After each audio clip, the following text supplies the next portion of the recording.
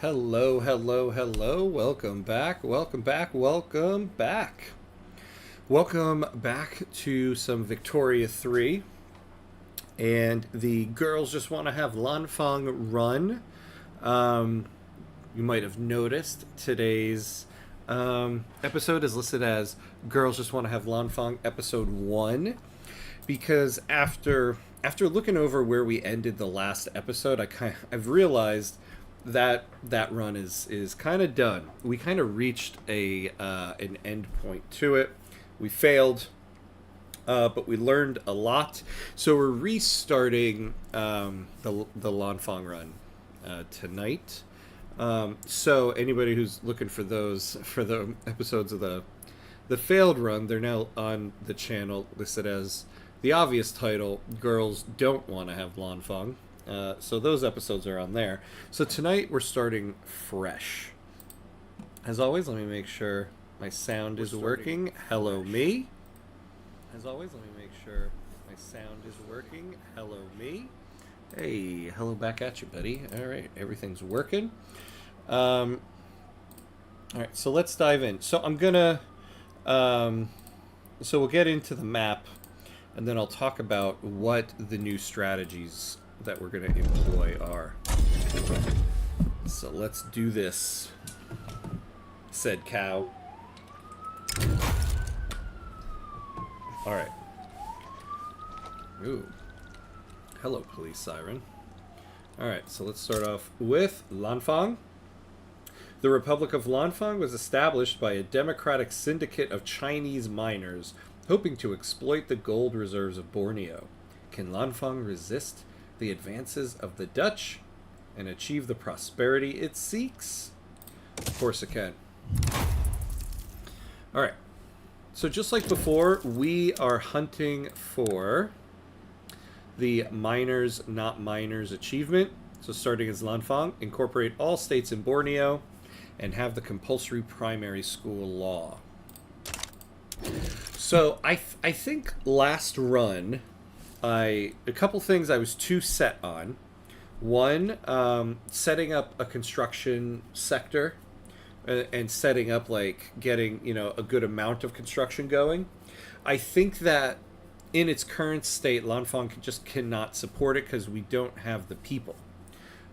So at least at the beginning of the run, until we can start getting some migrations, I'll eventually build one, and we're going to play back and forth with having one, deleting it, getting it back, deleting it, and we're not really going to go with more than one construction sector for a time period, I kind of see how they set up this difficulty here, because the problem we ran into is people. We need people, and we need migration. Now, there's basically 3 states here. There's West Borneo, North Borneo, and East Borneo.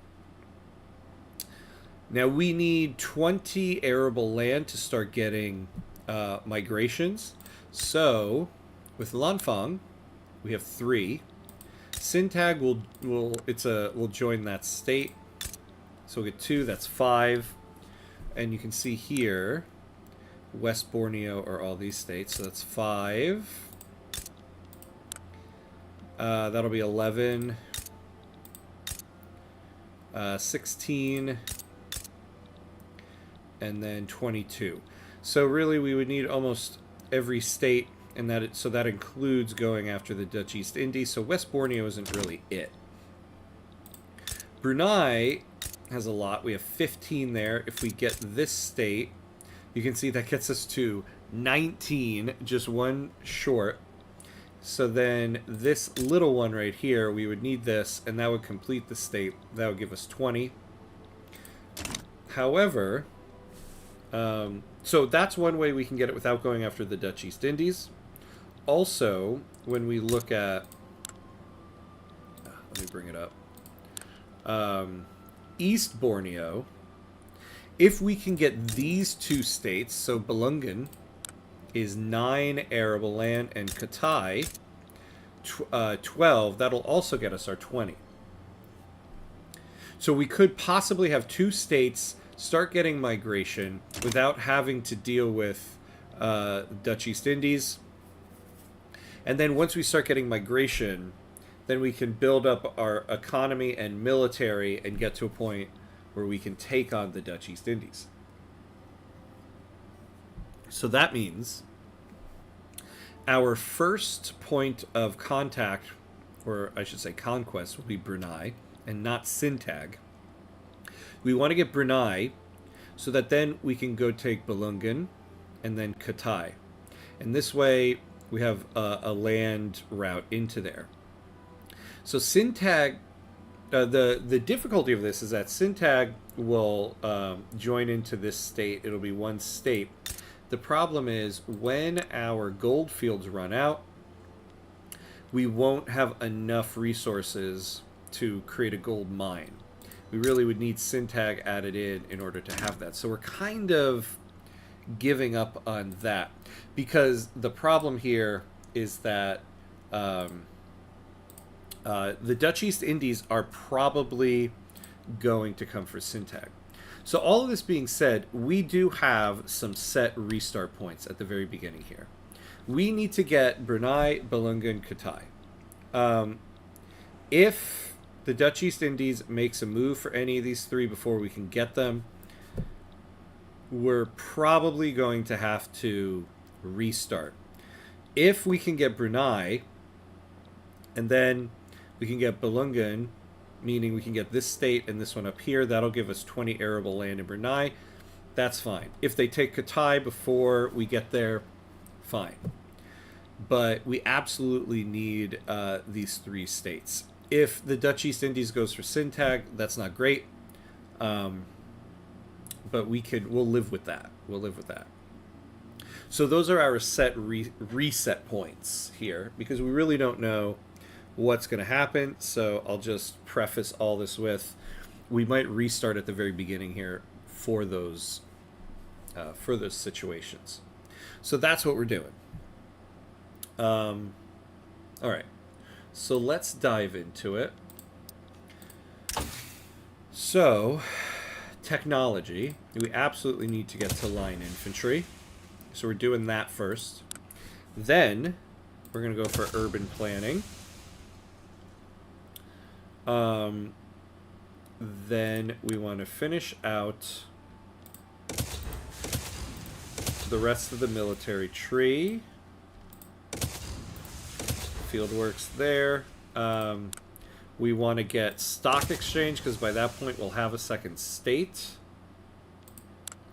And then we'll probably have already gotten these things from tech spread by this point. And then atmospheric engine. Rob, hello, welcome in. Yeah, what happened? So we lost that last run. I was reviewing where we left off. We were losing a war with the Dutch East Indies, and they made a claim on all of our land. We were approaching a game over. And so we're restarting. But I just went through what our new strategies here are going to be. I think we learned a lot. And so our strategy at the beginning here is we're going for Brunei, Balungan, Katai. If the Dutch East Indies makes a move for Brunei or Balungan at the very beginning, we're going to have to restart because we need to get a certain number of states to get to 20 arable land in order to get migration, and we cannot do this without migration.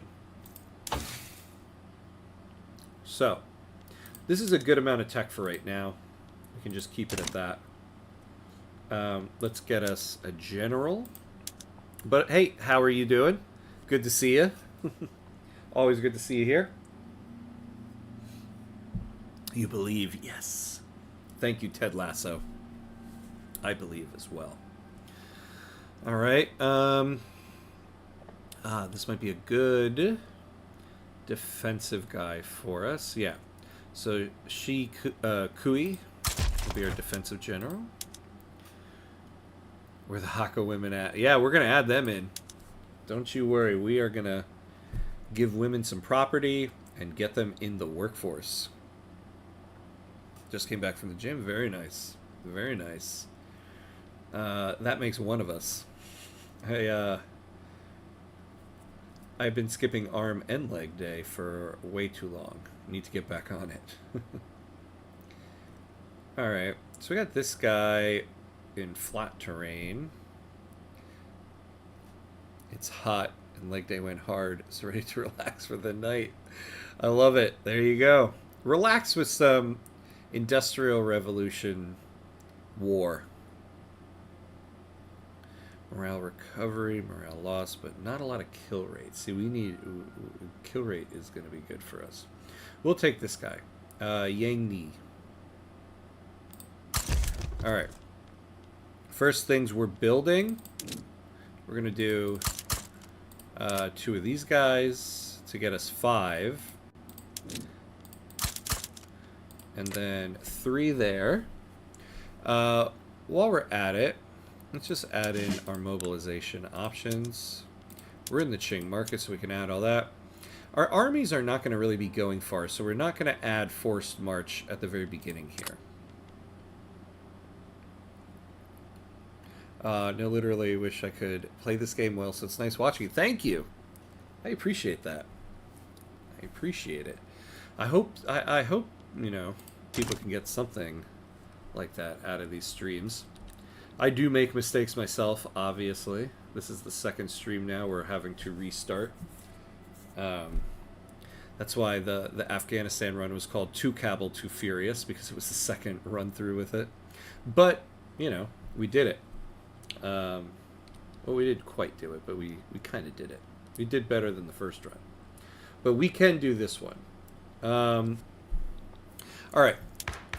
Next, we're going to add the armed forces into government because we need to pass professional army at the beginning here.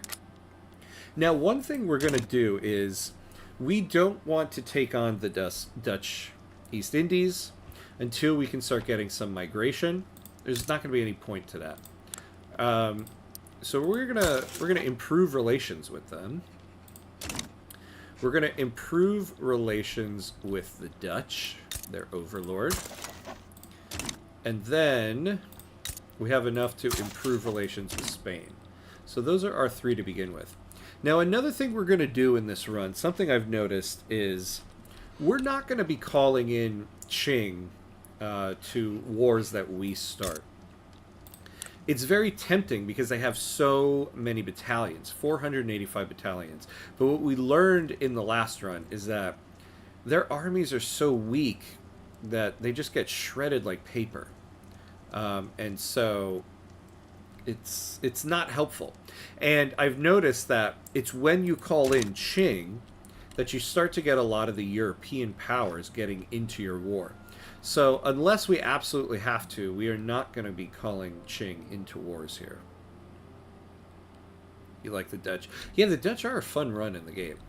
For one, not a lot of states to deal with, so that's always kind of nice, but kind of a big country. So I don't mind them. And, you know, there's a lot of room to grow. So, yeah, the Netherlands are a fun run. Unfortunately, they're our big bad in this one. Not necessarily them. The Dutch East Indies are.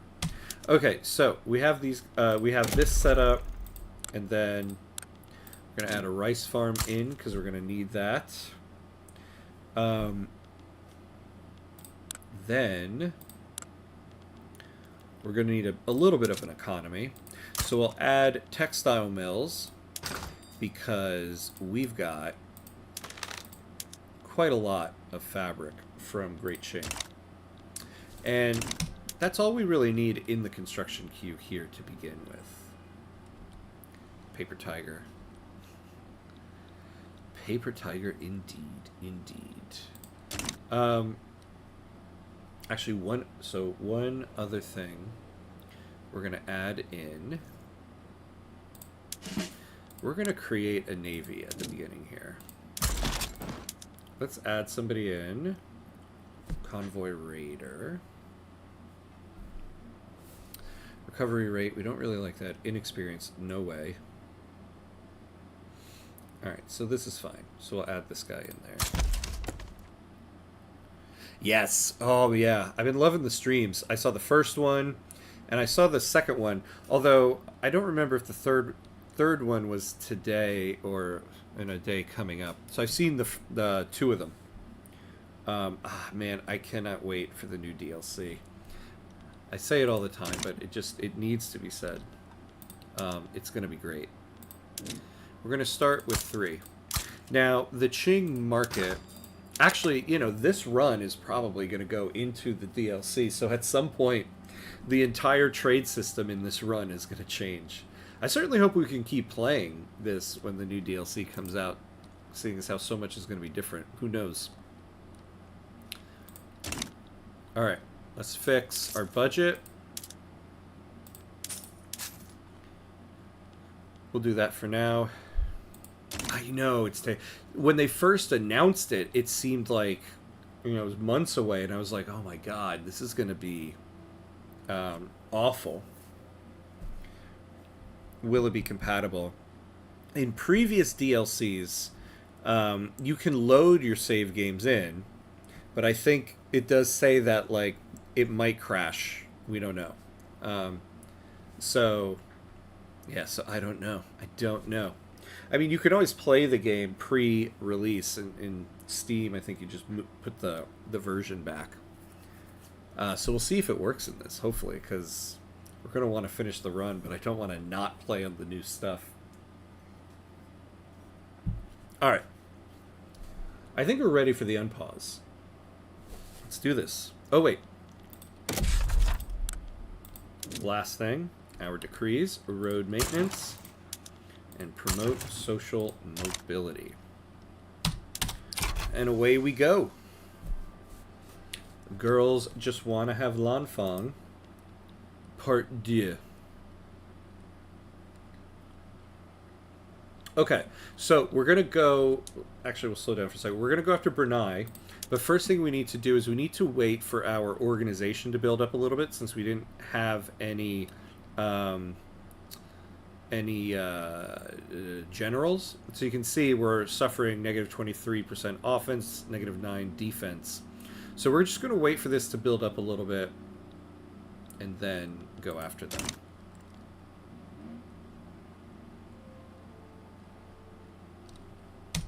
That's true. Promote AG or the military training one. Yeah. Wait, promote what? Promote,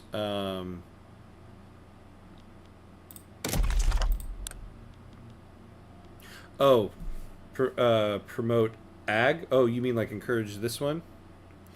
Or the military training one? Yeah, we actually can't do... Yeah, promote agriculture. We might do that, right? We don't have any agriculture really to begin with. So we'll keep the negative 23% enactment time from the authority.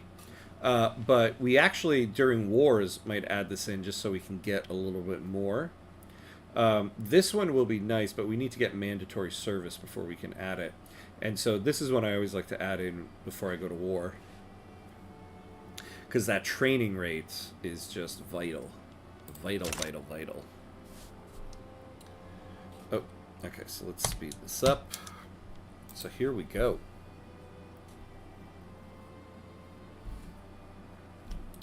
Now, we'll keep an eye on the gold mines. I didn't pay enough... I didn't put enough emphasis on our gold fields and our potential gold mines in the last one. And that's really the only thing that's going to be making us money in this. I had no idea I did that with the enactment time. Yeah, when you have extra authority, you can pass laws. The enactment time goes down. And it scales. So, like, if we used another decree, we'd still have 85 authority, so we'd get something. It would be much lower. And so you get that with a lot of these things. I thought I had the big brain, cheap food strat early game. No, I mean, you're not wrong, though. Sometimes, depending on the country you are and the situation, it's good to start with these things. The other thing that these things do is it helps you manipulate the private queue. It's not something we need to worry about since we don't have one, but when you really have a private sector going, like if your manufacturing industry is getting a plus 20% throughput bonus, the private sector is much more inclined to build these buildings. So that's also kind of why you use these. If you have a state where you're like, I just want you guys to build agriculture in this state, then yeah, you would like encourage agriculture there. Another thing this can do is, and actually something we should talk about, I still might actually go after Madagascar here, like we did the last run. But I want to keep them unincorporated. And so with unincorporated, you get a negative percent. Oh, look at that, where you advance the study. A negative percentage throughput on manufacturing industries because you're unincorporated. So you could encourage the manufacturing industry in an unincorporated state to kind of counter that penalty for being unincorporated, which is something we might actually do in this run. You also, if you have excess bureaucracy, get plus 10% state construction efficiency, so you can build a little bit quicker if you're not in the negative for bureaucracy. All these things have something. Like based on how much extra influence you have, you can get your infamy down quicker. Same thing with leverage generation. And then the more excess convoys you have, the more your trade routes are competitive. And then going into the negative, it has each of these has some type of negative effect. And being in the positive for money just means you have money. Okay. Oh, let's slow down for a second here. So we're pretty much up here. Okay. So here's the first real test of this run. We're going after Brunei. We're gonna see if people will leave us alone.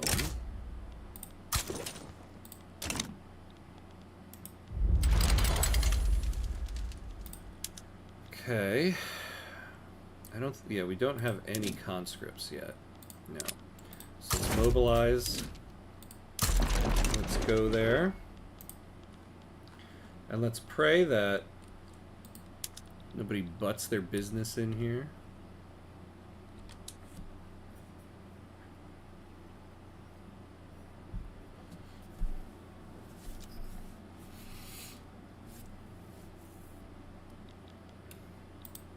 Let's see.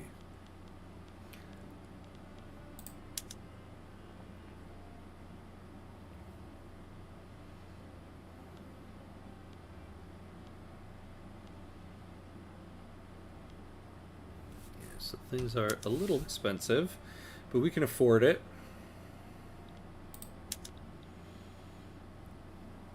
So if we get the Dutch East Indies butting into this, that will be one of the restart points we talked about. So let's just go 5 speed on this.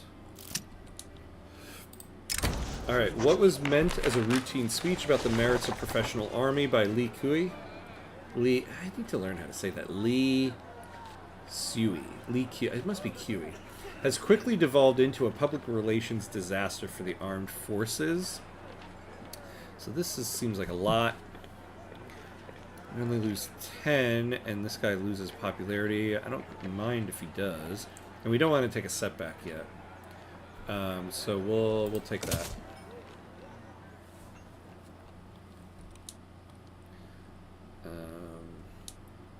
Let's see.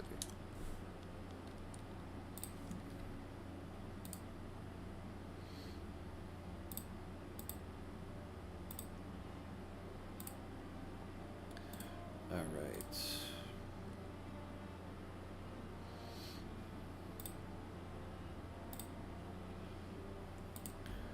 Let me just set some things up here, and then we'll go back to the 5 speed. Okay. Better not lose any social credit, yeah. Oop. Oh! Look at that. Alright, good. So that's promising. President Taji Liu expects the same level of competence and meticulousness from his ministers as he applies to his own work. Now the president turns his attention to overseeing a particular cog in the machine of government. So we can get more decrees, trade route bureaucracy cost, or construction sector throughput. We don't really want this. Trade route bureaucracy cost. I mean, we could start running some trade routes, but honestly, I think the decrees. I would rather see. We can add in another decree here, and we'll hold on to it because we'll need to set some in Brunei when we get it. Maybe I should not count my chickens before they're hatched. Lawmakers working towards the enactment of a professional army have found themselves marred in a particularly complex set of bureaucratic proceedings, grinding the work towards reform to a near halt. Well, oh yeah, okay, so we're going to get a setback anyway, so I don't want to lose the bureaucracy. Because we're only at 8%. If we go to 0, we get the setback, so we might as well just take this and take our setback on that.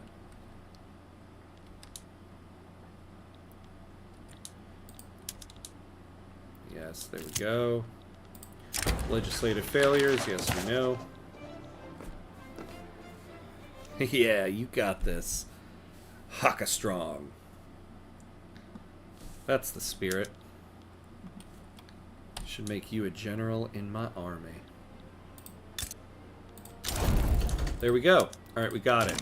So first thing we're going to do here is we're just going to start incorporating it now, because it's going to take like 20 years. Alright. So let's save this.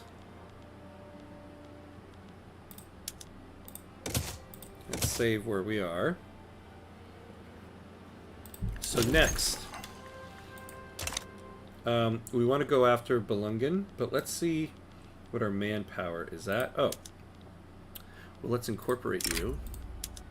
Yeah, so they had a unit. So our manpower is, so we're, instead of having 5,000 troops, we only have about 3,000. But I believe these guys have like nothing. Yeah, look at that. So yeah, they have 2,000. So I think we're good. So we're gonna go for these guys right now, because this will be vital. We're going to force a diplomatic play because we want both states.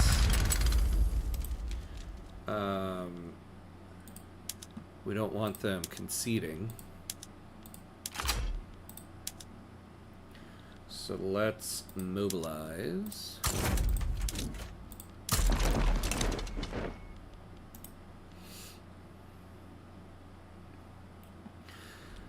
All right. So if this works, if we can do this, this will be a vital moment for us. Oh, no.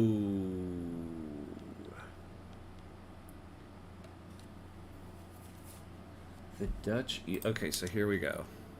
And they're going to take both. So this might be a reset point, a restart point, if this doesn't work. Because if they take both of these states, there's no way for us to get to 20 arable land anywhere. Because this state is part of West Borneo, this state is part of North Borneo, so there's no way... Hey, Paco, good to see you. Yes, we did start again. The last run was going to end in failure. The war that we ended last episode on, we were losing, and I don't think I quite realized their war goals were all of our states. Oh, man, we just lost a whole bunch of organization. So we're restarting, although we might be restarting again at this moment.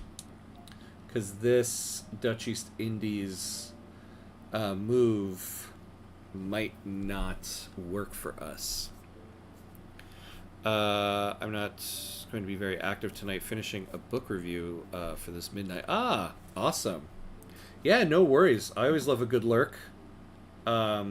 So I even appreciate even more that you're stopping in to see what's going to watch, even though you got some work to do. I appreciate it. Man, okay. We need to take this before they do.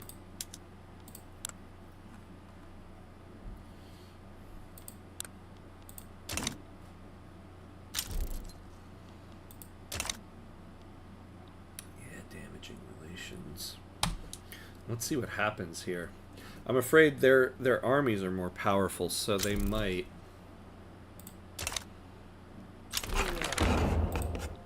Ooh, well, we have professional army. Hello, hello, hello. I wonder if we have somebody. Yeah, no. To just kind of do like reckless advance. Don't. Okay. Oop. So we'll see.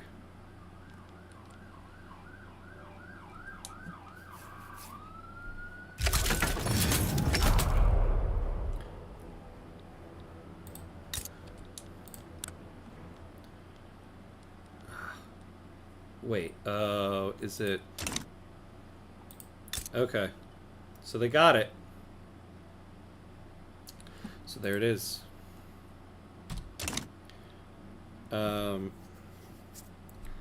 So we are going to have to restart this. Ah, damn. Alright. It was a good... I wonder if...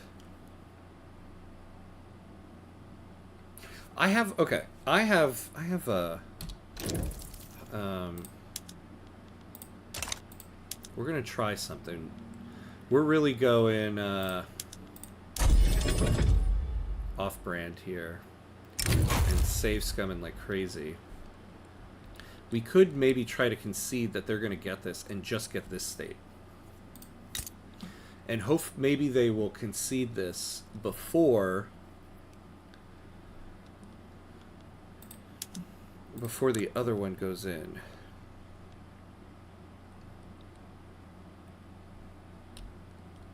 Look at it. Look at all the positivity in the chat. I love it. That's what we come here for. To help each other get through things. So, you just give me North Borneo.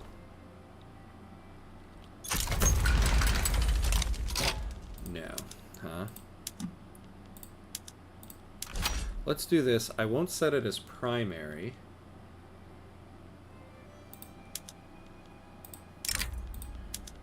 Because maybe...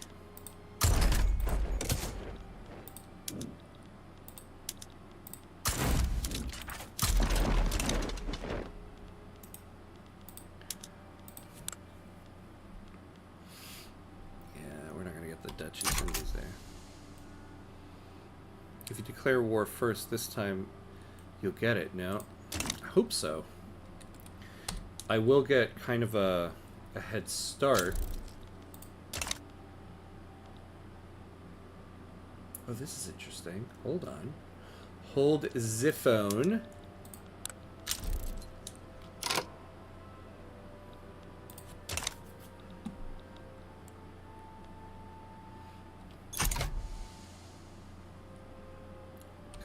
This primary right before we get to the next phase.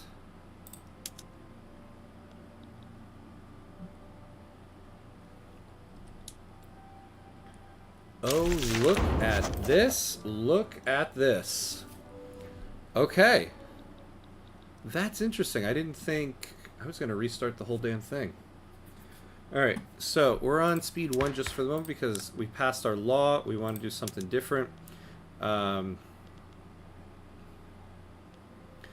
want to get now get off of serfdom.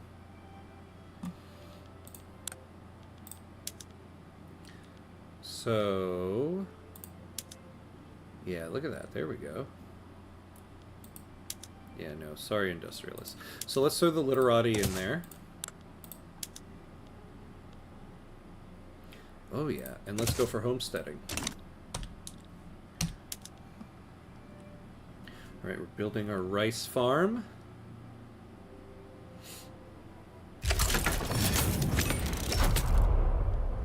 Oh my godzos, Mr. Robotzos. Look at this. Look at this. Now, our army has really bad organization at the moment. Oh, no, actually it went up quite a bit. That's good.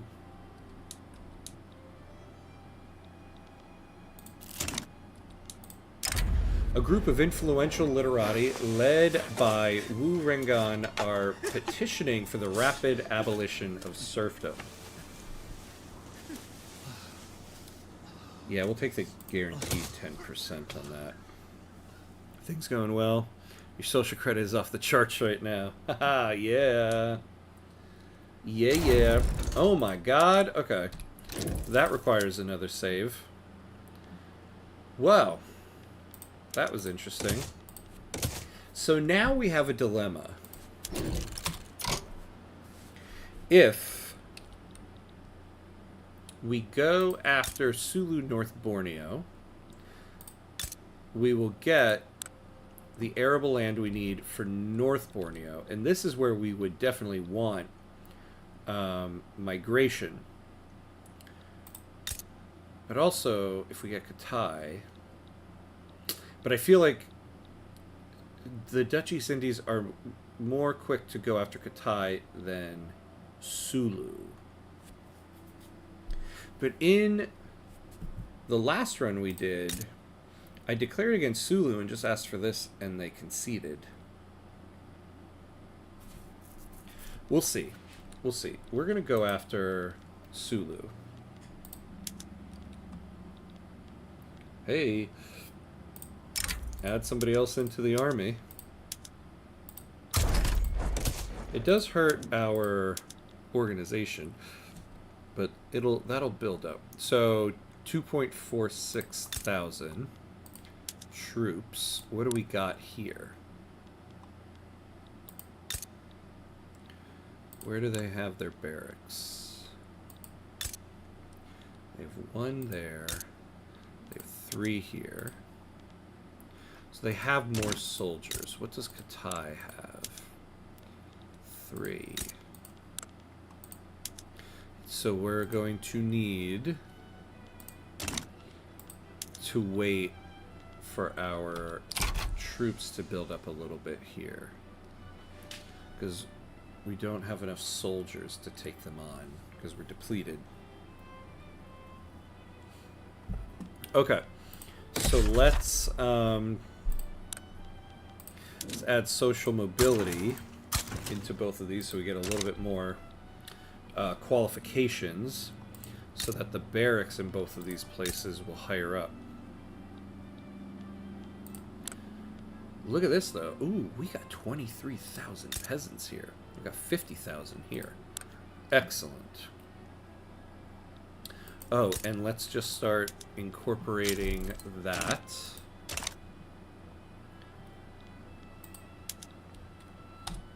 So let's go. Let's watch this go up.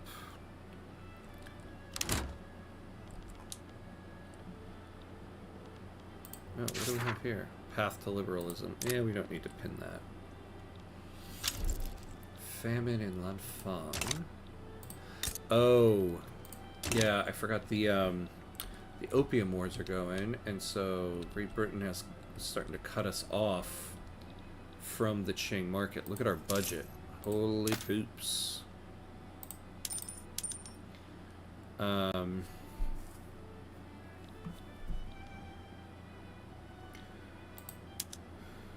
Let's not go into debt yet. We can do high taxes and low taxes on everything because we're just waiting for our market access to build back up.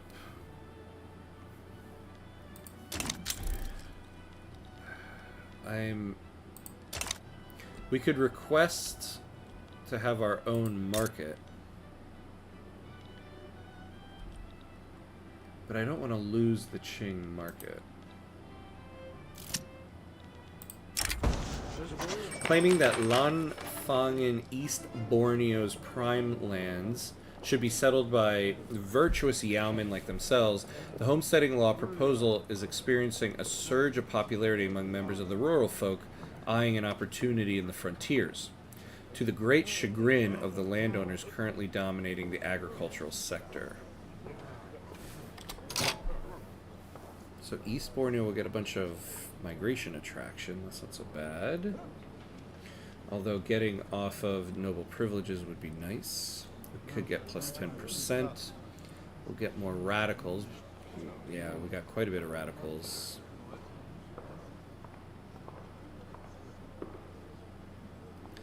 Yeah, we'll take this.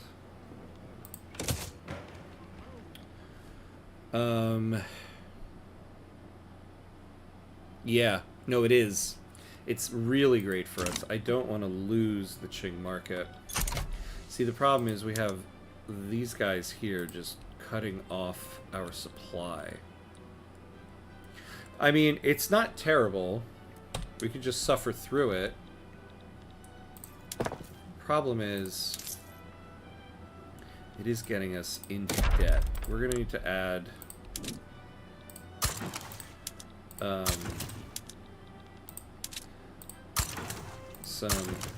some consumption taxes in order to make this work.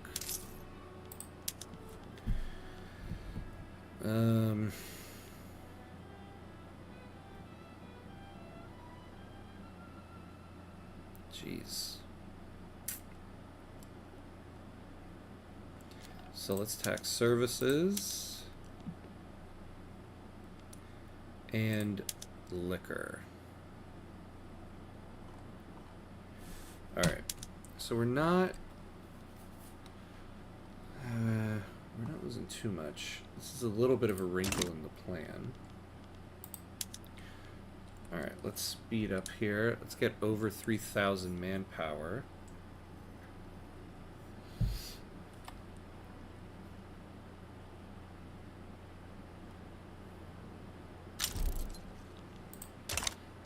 Law progress to study, excellent. All right, so we're at 3,000.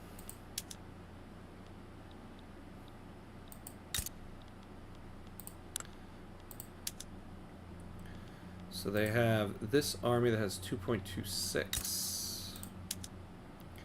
And this army... Wait, this is the same one. Okay, so they just have 2.26. So let's see what happens if we just try to get North Borneo from them. Ooh, the Dutch East Indies is probably going to get into that.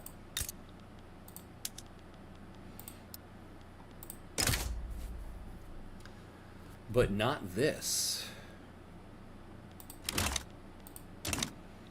Yeah, now we're cut off from the market. But they have more soldiers than us. 3.23. And we're at 3.04.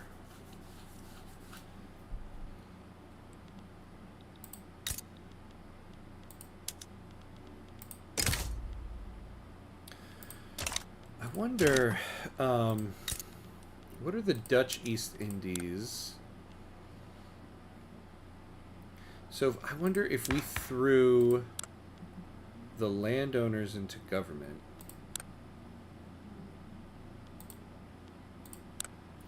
They would be more inclined to like us.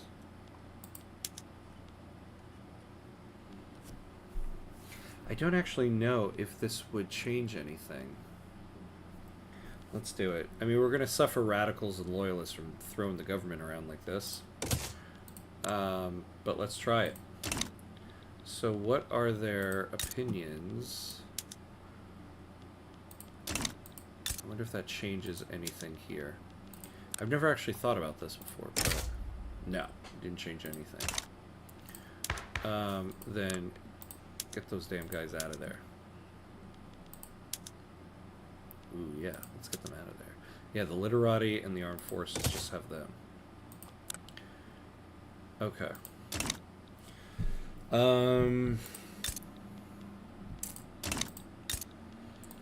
don't know. Because the thing is, they might just concede it.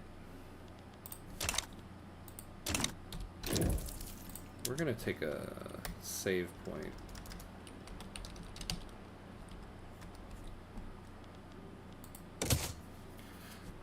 They might just concede before it even goes to the diplomatic play. Nope. They did not.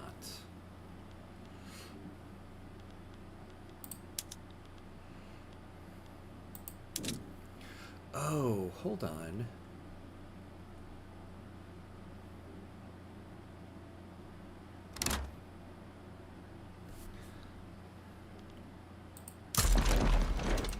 I didn't realize we were still mobilized because we're technically in a war. Yeah, the Dutch East Indies. I know what you're going to ask for to get into this war. You're going to want us to give you some of our land. Yeah. See, this is what I was afraid of. Alright, let's go back here.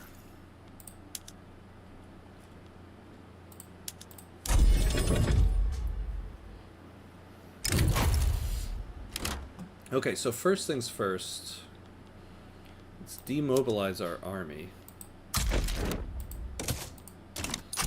and get a Monday update, because that's why, yeah, there we go. Okay, so that budget is a little bit more feasible, though we are going into debt.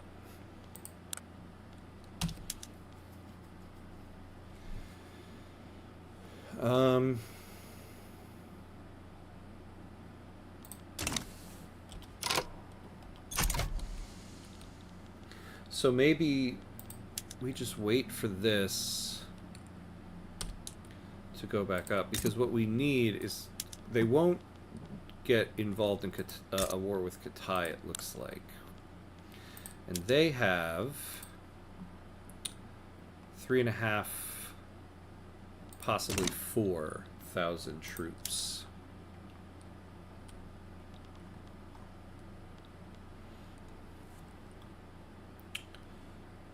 Where's our tech at? 8 more months, Jesus. Just take forever. Alright, so if we can get this to 4,000, then we can make that move.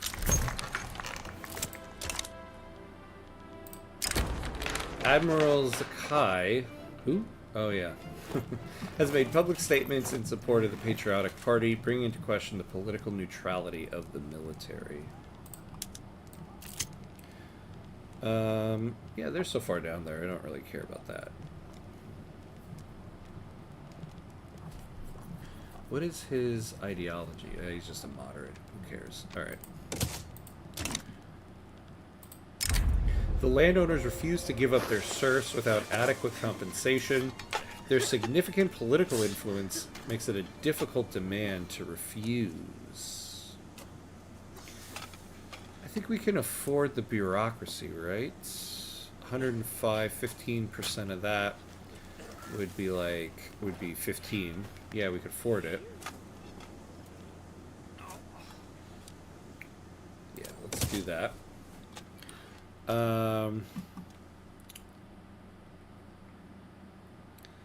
A good thing about one of these wars is that if Dutch East Indies joins and Netherlands won't, yeah, you can steal the rest of the island. That's true. That's an excellent point. Excellent point. Alright, let's get this up. Slowly moving up. 3.5. Yeah. I wonder too if it's when we're fully cut from the Qing market. Should we wait for these opium wars to finish? We probably should, so that we can get access to our market back. Problem is, the longer we wait, the more of a chance there is of the Dutch East Indies make it a move. The Patriotic Party's anti-alcohol policy is hurting their electoral prospects, as scores of thirsty voters flock to the Conservative Party, hoping that a change in government will see an end to the country's temperance politics.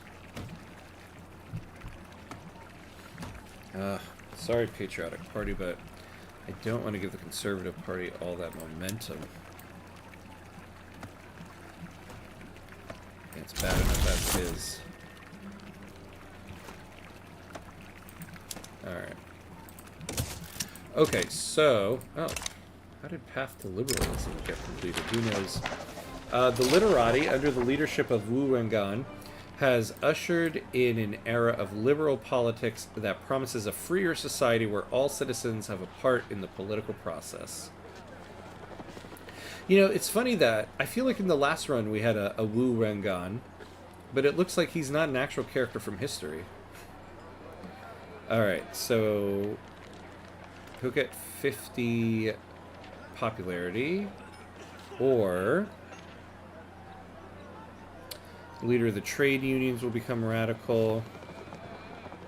Hey, Sunny Day Enjoyer, welcome in, welcome in. How's your Lanfang going? Well, we restarted.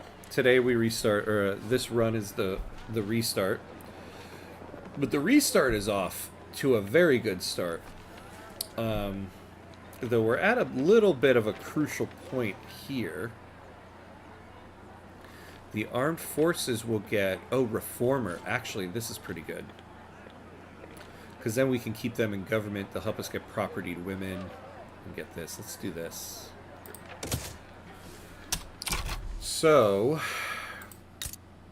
the opium wars are over. Hopefully we can get our access to the Qing market back.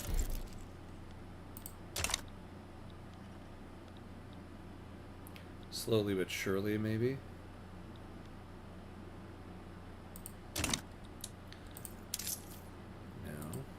Well, what are our soldiers at? Okay, we're almost... Fun fact, Laos name used to be Lanfang. Oh! That's interesting. I did not know that. That's cool. I love good little, like, historical tidbits in relation to the game. I love looking up history I didn't know whenever... Oh! Whenever I do new runs. The Conservative Party one. Yikes.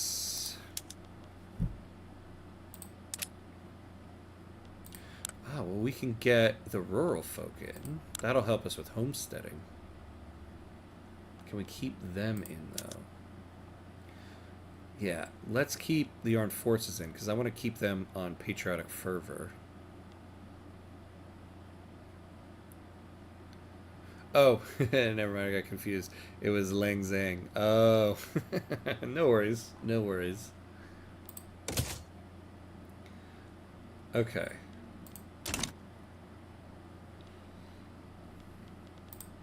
Okay, so we're at 4,000.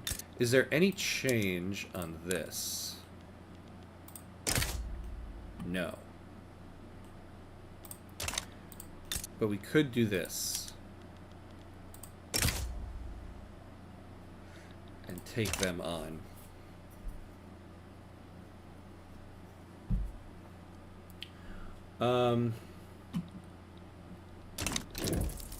Let's save it here. We are doing a total save scum start, because I realize there's so much RNG with this Lanfang stuff that it's just going to have to be. Alright, this will be pivotal though if we can get this. If we can get Katai right now, then we don't need to do a restart. See, at this point we either need at least one of these, Katai or Sulu North Borneo, and then we no longer need a restart. It'd be great if we can get both, but, you know. Because if we can get Katai, then our East Borneo will have 20 arable land.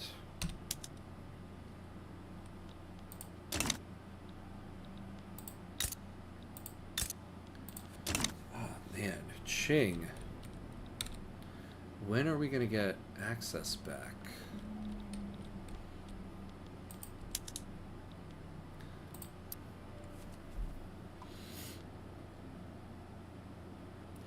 Yeah, like, how long? Usually it tells you. Depending on type of shipping lane, this means it is either reducing supply. Yeah. Usually they tell you.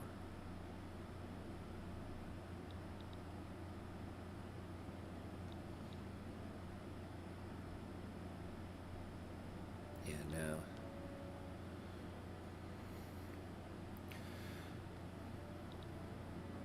Honestly, this game needs cabinet positions or ministries. That would make politics way more epic. Yeah, that is true. Although in the next update, diplomacy is completely changing. It's going to be real cool. But that, yeah, I always think about that. Like when you... Oh, what? What the what?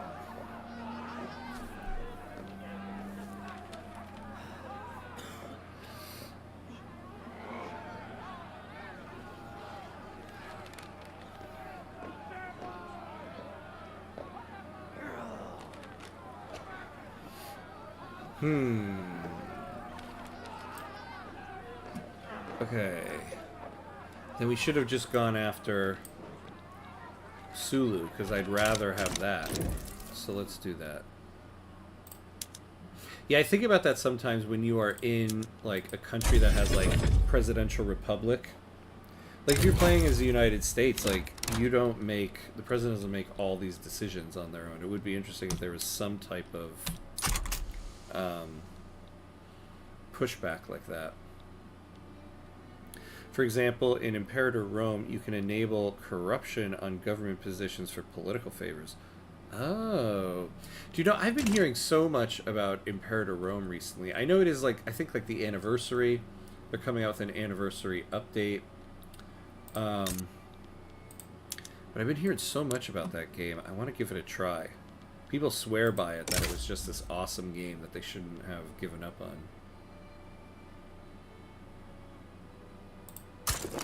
So this might not be what we want to do. We might go back. I want to see what happens if we do bring Qing in. Oh, this is what happened. Okay, this is what I thought they would do. This is what happened last time. They gave in. We have 20 arable land. Boom, boom, and boom. Let's pause this for a second. All right. So we are now at a point where we don't need to restart anymore. We do want to get Katai. Actually, next we're going to go after Sintag. But now, eventually, when North Borneo finishes incorporating, because it has 20 arable land, we will be able to start getting migration here. And actually, it's even better. Of all the states, this is the one I would want because we have iron here. Excellent. We can just continue. Imperator Rome is low-key really, really good. A lot of its mechanics are reused on EU5. Are you attracting Chinese migration already? No, not yet. See, that was the problem with the previous run, is that we weren't ever going to be able to get migration because we didn't have 20 arable land in any of our states. But now that we've completed the state of North Borneo, now we can. So now we just have to wait 19 years for it to incorporate. Okay. So why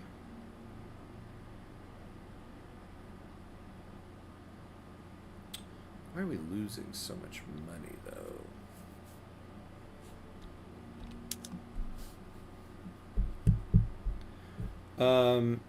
All right, let's pause for a second. I might cancel now this navy because we don't have the money for it. So now we build up an economy. So we just did... We don't have any people there, but we have people here.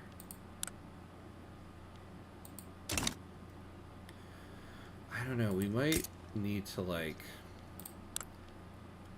Okay, so we're slowly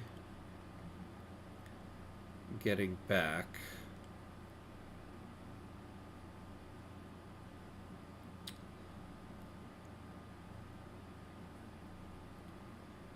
Yeah, we're slowly getting back to the Qing market. I can't remember, there was somewhere, I thought, where it tells you the rate in which you're getting back to it.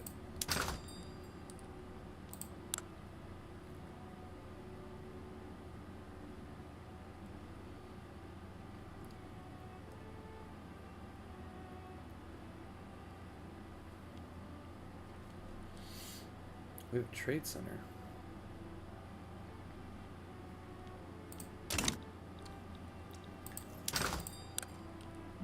Oh. We don't need to run those. So let's build something here. Yeah, because we've got tons of population. So let's build a logging camp,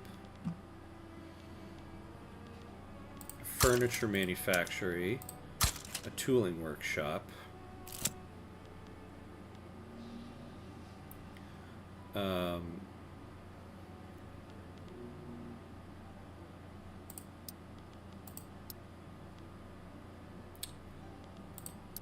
Yeah, get all our basic necessities out of the way. To outside observers, the rural folk may appear firmly committed to the idea of homesteading, but behind this facade of unity, discord has long festered. Now a clique of dissenters have finally had enough and have officially broken with their fellow members. Oh, good.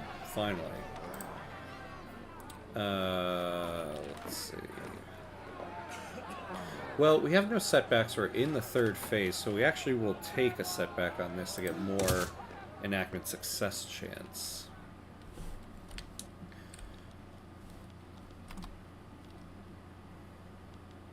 Ooh.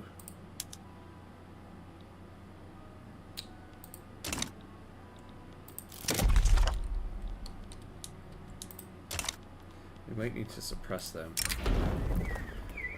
Landed voting. I would like to not do that. Can we suffer the legitimacy? Ooh, not really. Unless we take the armed forces out of government, then we can. And we can do that for now. Yeah, we're going to say no, I don't want to go to landed voting. Give you more power. A violent eruption has shaken the state of Lanfang in East Borneo. Fragments of tephra and volcanic ash have destroyed buildings and crops, taking some of the lives of our people. Can't add government expenses, we're just going to have to take the devastation. Damn. Damn, damn, damn.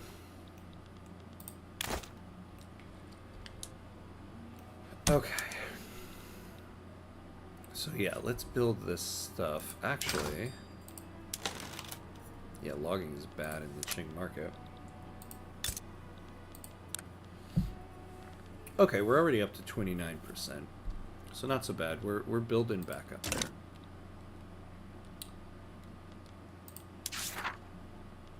Freedom of trade.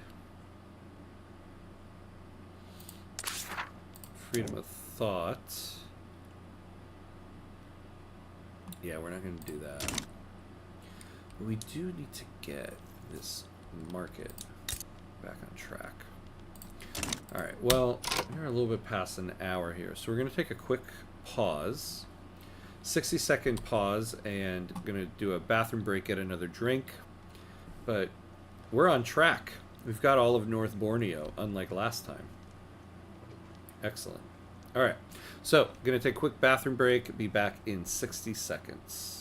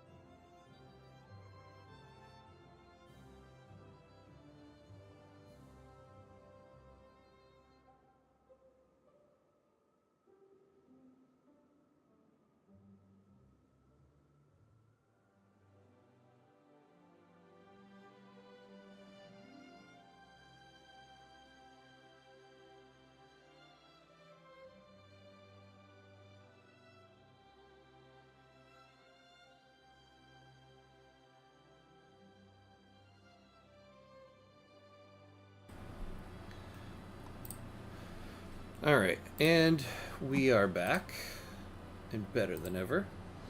They kind of are, actually. Um, let's see here. Let me just get myself situated.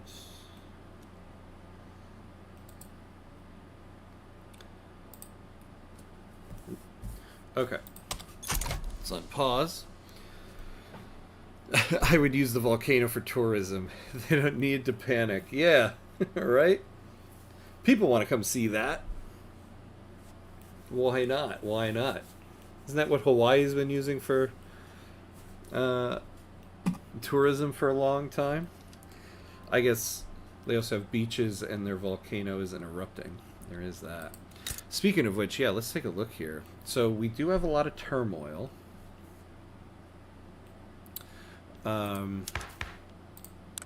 So we could try... Oh, not this. We could try to pass National Guard, right? No, that doesn't help us. Which one was it?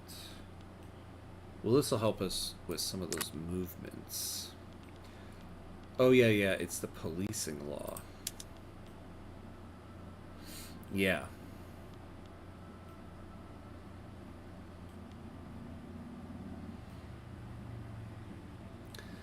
Yeah, we might go to dedicated police force next, actually.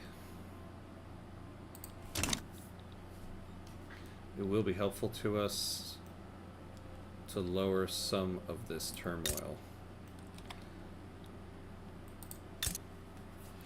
We could try to go for violent suppression. We could also use more authority.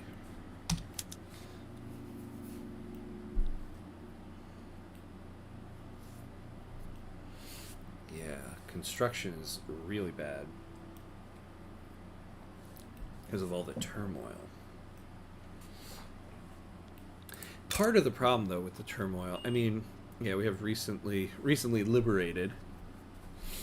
Part of the turmoil, though, is that none of the cultures are accepted. A court clash over homesteading erupts between a few families. The early bird homesteaders each claim the same land in North Borneo. The dispute has called the legislation into question.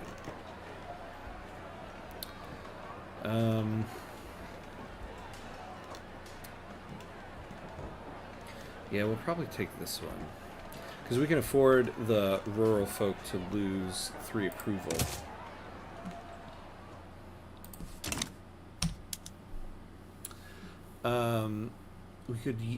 We could really use a construction sector so we can sell a building. Although the investment pool, I mean, they don't even have enough to buy anything yet. So, you know, there is that.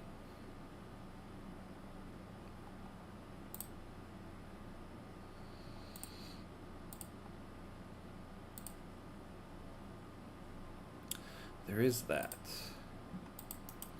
This is, you know, a little bit concerning. Because we don't want this to go on for too long. And we're sitting here. I mean, we might as well lower the taxes and get people more money to start spending more money.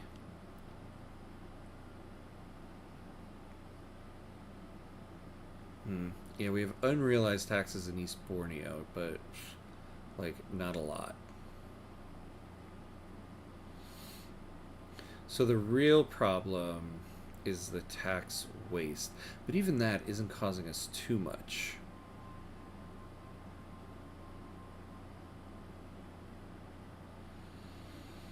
The government wages. Oh, we have this port. Where's the port?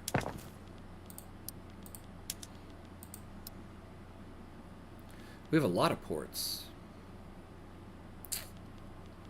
Okay, well, the one in North Borneo is giving us 6 infrastructure, I mean, we are going to kind of need that.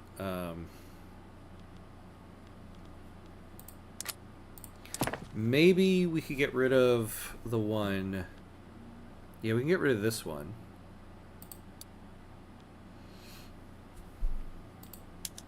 So this one is costing us 1K. This is costing us 100.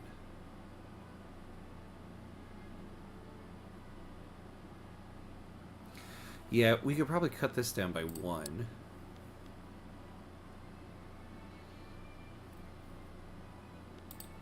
And so, okay, infrastructure, I guess we're okay there.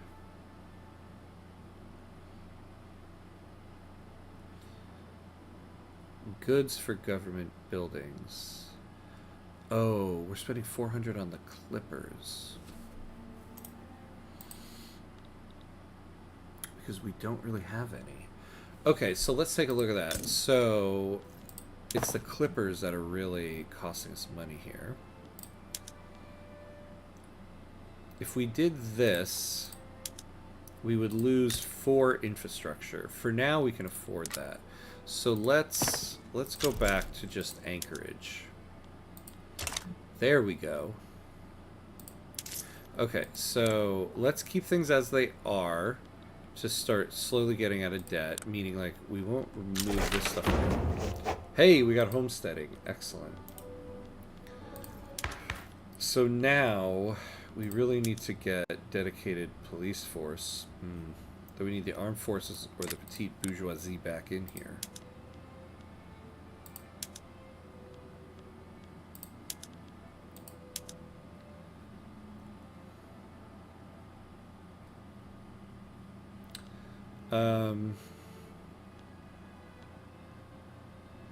What are the petite bourgeoisie like? We might want to keep them in. They want ethno-state. Okay, maybe we don't. Maybe we don't. They like migration controls. We do want to get off of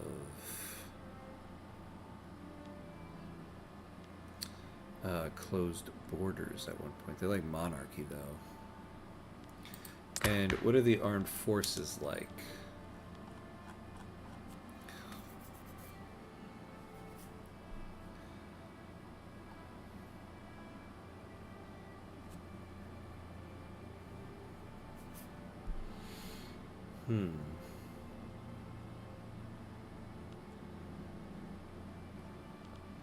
Alright, so we'll throw the armed forces in there. Yeah, so let's pass. Oh, I'm so stupid. We haven't gotten law enforcement. I hate to do this, but we kind of need this. We'll get more benefit from state penalties from turmoil than with dedicated police force. But we are going to be giving power to the landowners. But we really need it for right now. Oops, not this one. Alright, fine. So we'll do it, and then...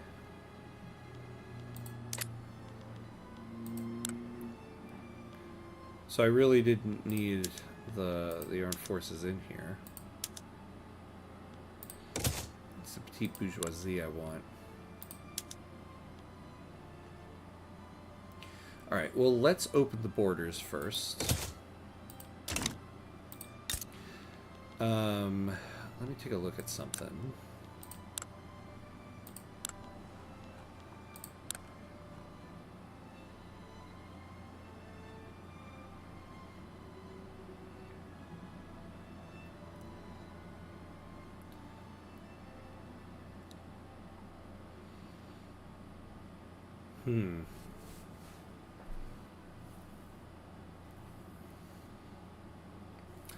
Yeah, we need like a greener grass campaign here. If only we could do it. Oh, and we need romanticism. Damn. Okay. We need romanticism because we need that greener grass campaign.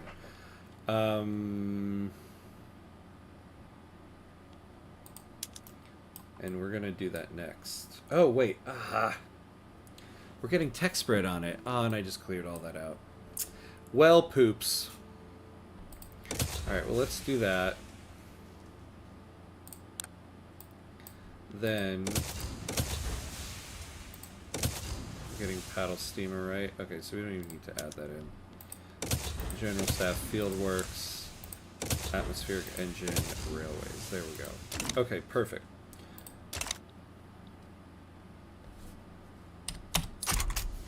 So, yeah. So let's open the borders.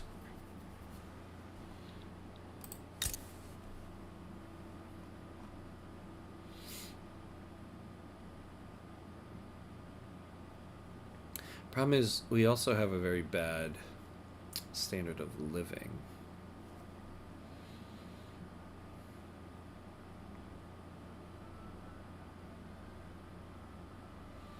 Well, they sent immigrants to Lanfang.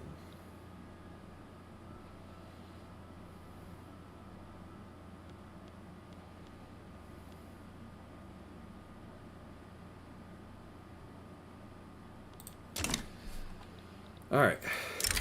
Lao Kui has grown discontent with the Lanfang and government's institutions. A conspiracy is forming among the landowners to launch a coup against the government to establish autocracy. That's not good. Yeah, let's lower their political strength. We don't want autocracy, although we'd get a whole bunch of authority from it. There is that. Let's remind ourselves what we would get. 200 authority. Yeah, we get like nothing off of that. Yeah, political strength of aristocrats and officers.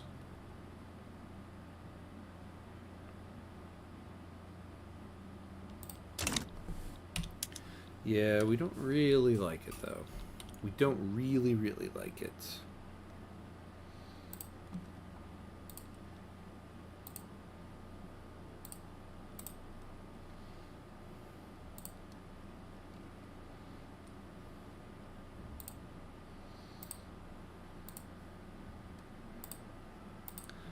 Alright, let's speed this up. Let's speed this up.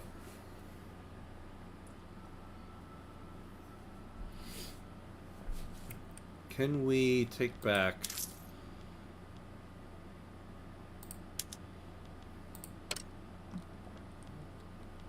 $150? How much are we getting on this?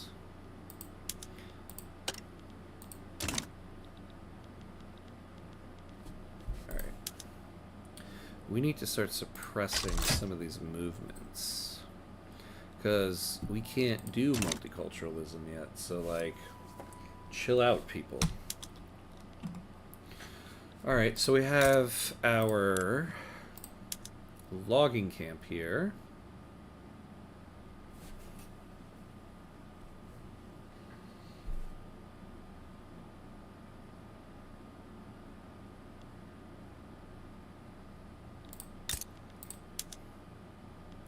Okay, so we're getting a little bit of stuff here.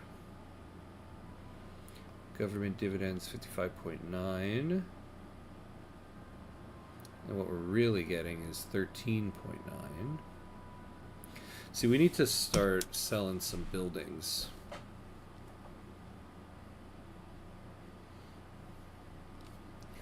I think what we do...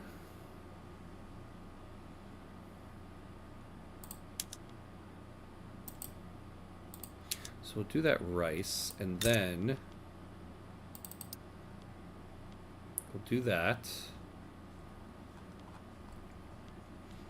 And then we'll add in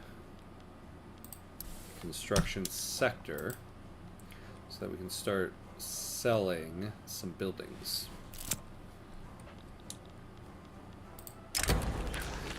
With concerns about national stability in Lanfang spreading, investors affiliated with the industrialists have threatened to withdraw their investments from several factories in West Borneo.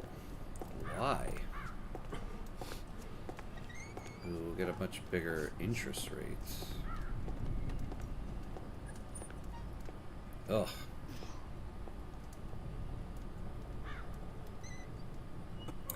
Why, people? Why? Alright, we'll take the hit to our interest rate. What does that put our interest rate at? 39%. Okay. So,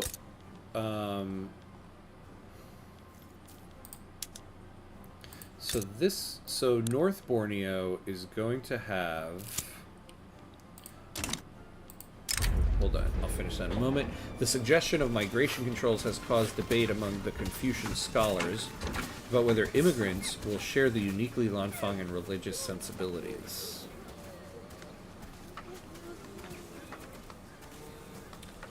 This is great because the Confucian scholars are currently marginalized.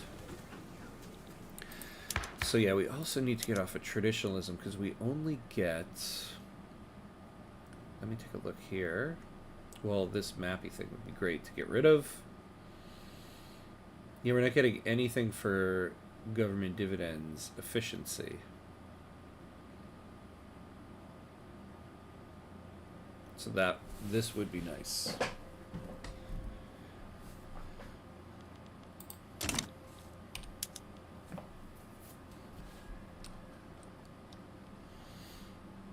Oh god, yeah, look at that construction efficiency.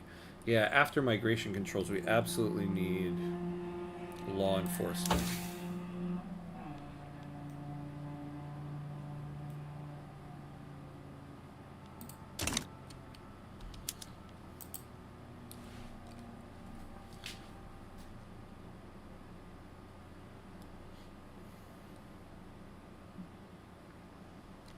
Interesting that they haven't made a move for Katai.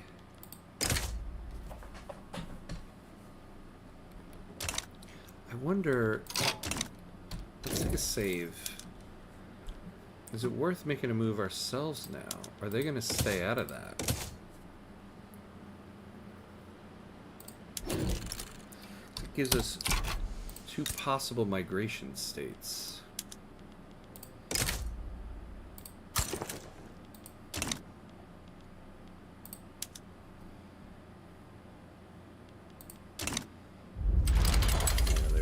Like, wait, tell me they just accept it. I feel like they're gonna get involved in this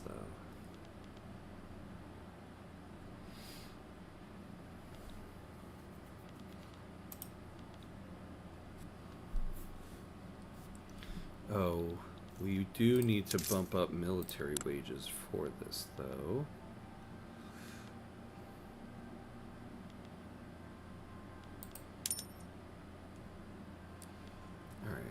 Budget will take a bit of a hit.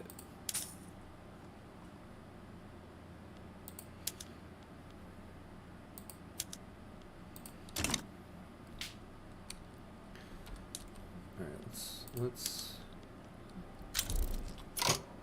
yeah. What happens if we throw Great Qing in here? Oh wait, hold on.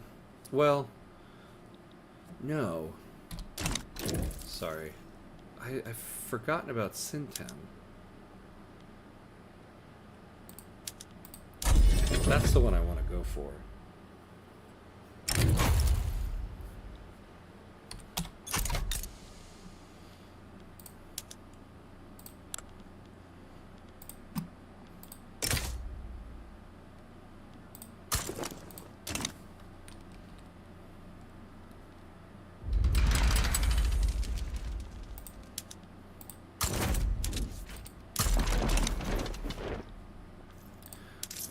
Bump up the military wages, taxes again, tax liquor.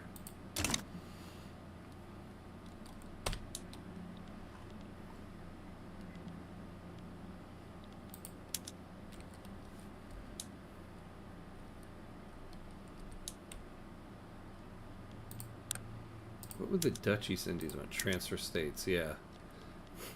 No, thank you. Are they actually going to stay out of this, though? The Netherlands.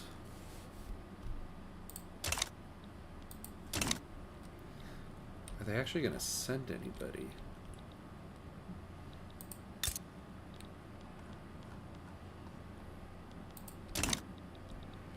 Well, now I'm kind of curious. What happens if we...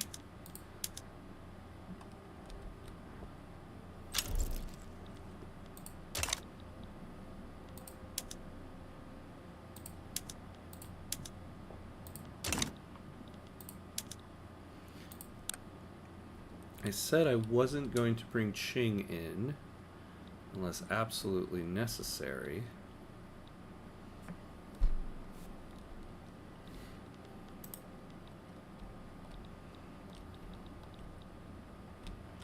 So it looks like they're sending 15 troops to start.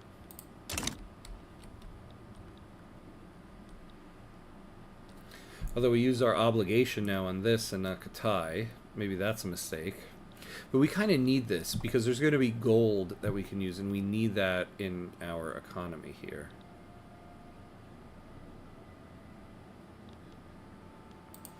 Yeah, you're sending like 60 irregular infantry.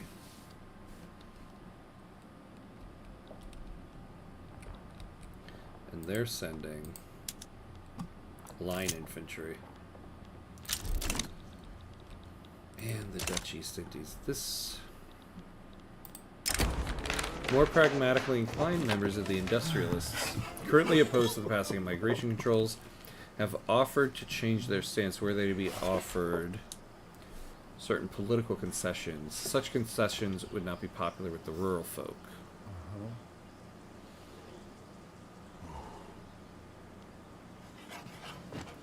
Yeah, we can afford that.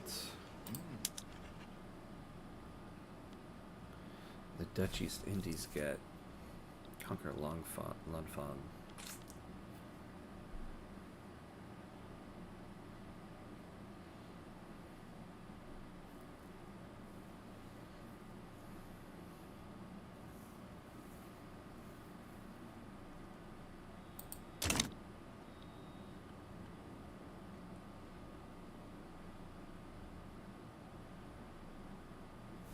You know, hold on.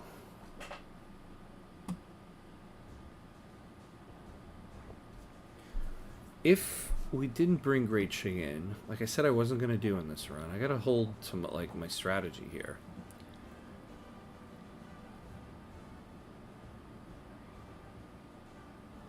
Wouldn't they have to naval invade me? I mean, I know the Dutch East Indies, their dominion.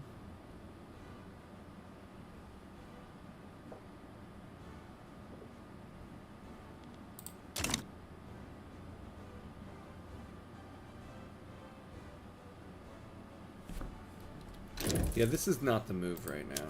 We need to get ourselves situated.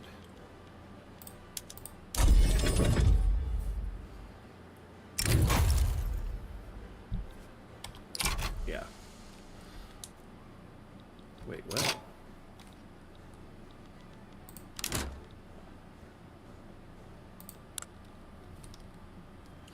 Oh my god, is there another... Wait. What just happened?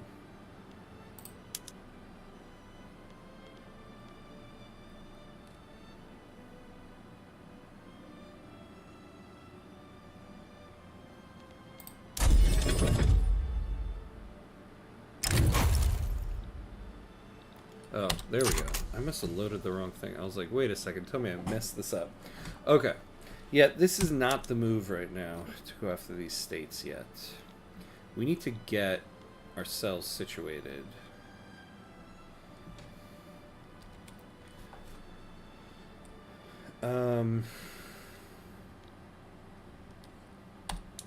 So yeah, we need to get off of closed borders. An influential faction within the armed forces has grown frustrated with their co-members' neutrality on the topic of migration controls. Themselves in favor of the law, they have now resolved to form a separate political faction intent on passing it.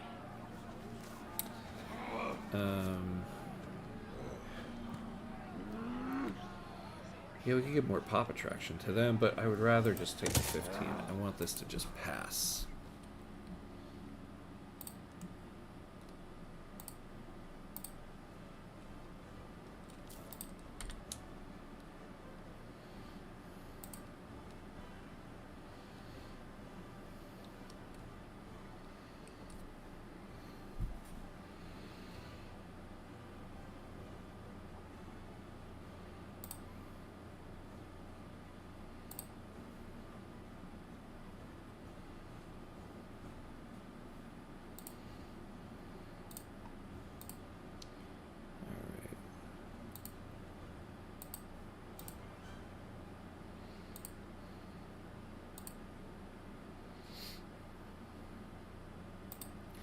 Okay, so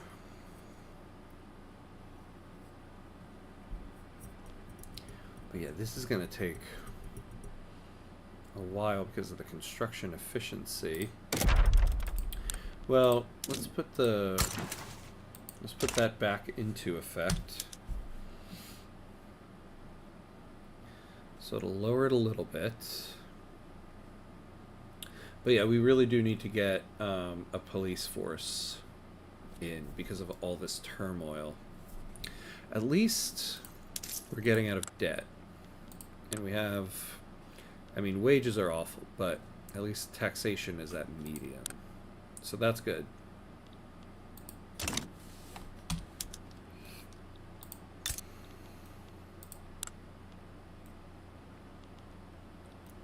See, that's the problem, though. When this gold field runs out, we're going to need Sintan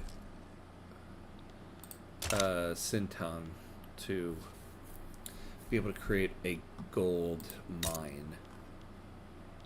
You know, it looks like we don't really have gold anywhere else.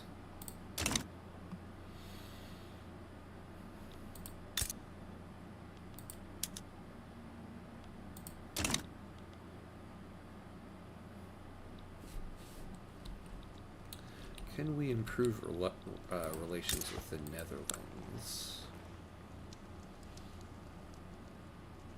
Oh, we're already at amicable.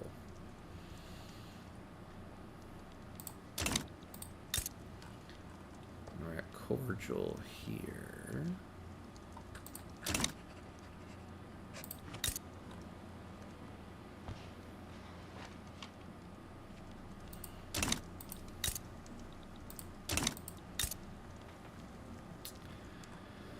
I would love to get on Great Britain's good side. Inspired by the ongoing reform to migration controls, Wu Renjan of the Literati has penned a vision for a future where borders are abolished altogether.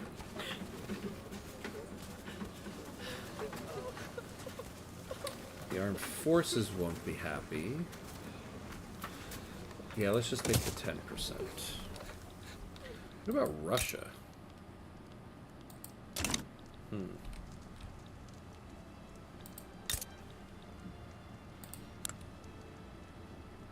Yeah, you know, what about the British East India Company? Let's start improving relations there.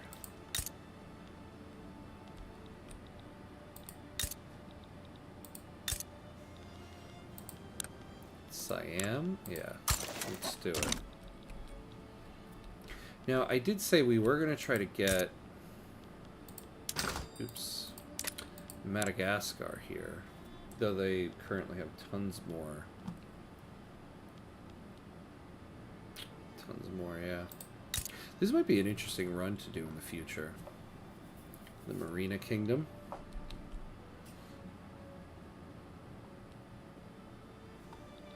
They don't have iron, though. That's the problem.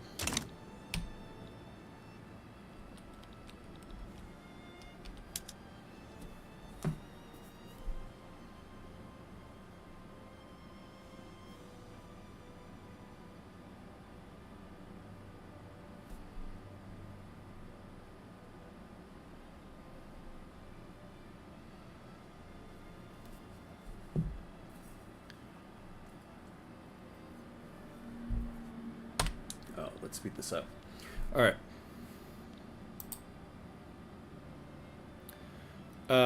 Oh, yes, I did. Unfortunately, that run did not end well. In the last episode, we were in a war that was going to bring us to a game over, and we are kind of losing it. And so we decided to restart the run. I also realized some things that I was not playing correctly for this region. Now that we have all of North Borneo in our arable land, we have 20 of it, we can now start getting migration here once we open our borders. In the previous run, we were not able to get 20 arable land anywhere.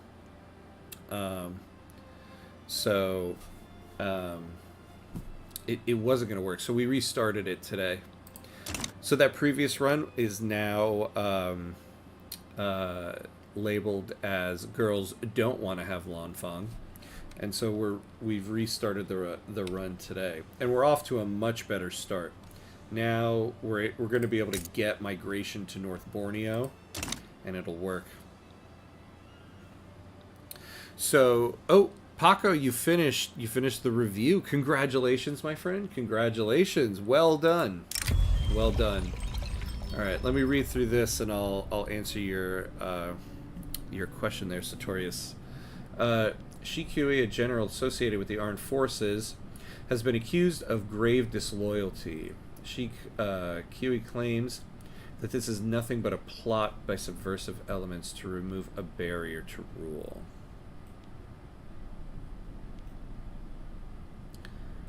Do I like this guy? Yeah, he is pretty good, actually.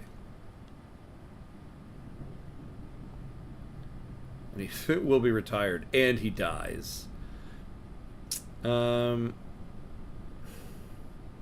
we'll do that. So the way that we get to arable land is by getting states. So in the previous run, well, it's hard to show it now that the whole state is combined, but we had this North Borneo state. We had this one right here, but there was a little sliver of land right here that we didn't have, and the Dutch East Indies had. And that little sliver of land had one arable land, and everything we had accumulated in North Borneo had 19. And so we would have needed to get that little sliver of land. But unfortunately, the Dutch East Indies already had it. Now, the other thing we can do is, with the split state of East Borneo, we couldn't get this state because in the previous run, the Dutch East Indies already had it. Now, we have this. If we can get Katai, then we'll get a total of 20 arable land for the East Borneo state, because there's 12 here and there's 9 there. So now we have a much easier way, or much better chance of getting it. So the way you get to 20 arable land is just by accumulating the states. Yeah, I did, right? They were very aggressive in that last one, probably because we started off fairly well. It's just that I hadn't fully comprehended the way the game designers have split up this island. And I don't know, maybe not the game designers, maybe it's just actual history.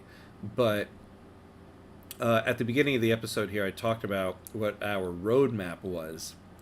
There are certain states that we went for first. Like, we didn't go for Sintang to begin with, because even though it would be beneficial, we absolutely needed to get North Borneo, and then get this state, and then get Katai. The problem right now with getting Katai is that the Dutch East Indies are gonna butt their business into that, which is okay, because now that we have North Borneo, we can start getting people migrating to us. Because I realize we're not really going to ever be able to battle the Dutch East Indies until we get more people. So I would like to get Sintang. I would like to get Katai. But I think we need to wait until we get a little bit more people to do it.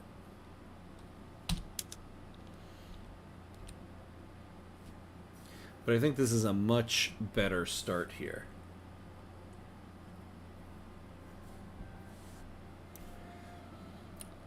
Problem is, we're suffering quite a bit of construction inefficiency because of all the radicals. So once we get migration controls, we're going to go after dedicated police force to lower that.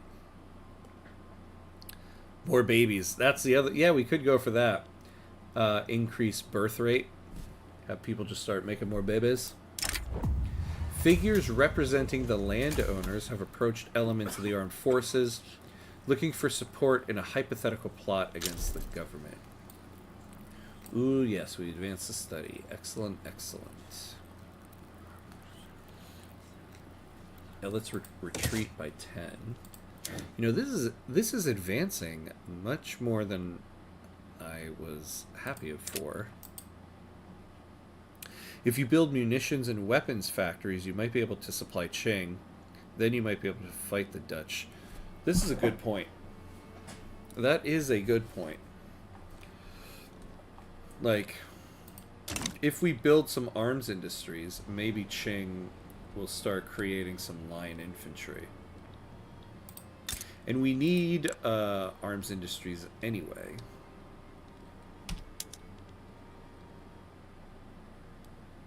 Maybe that is what we go after next. An arms industry. 10 iron, 10 hardwood.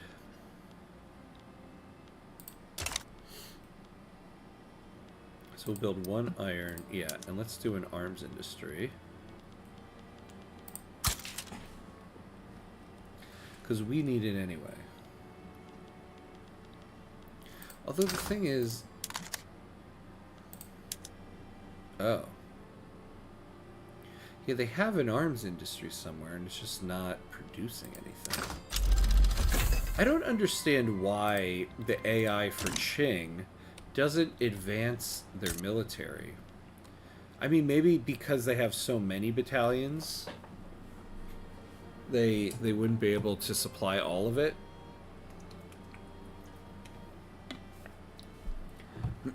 I need to do a run as Qing someday.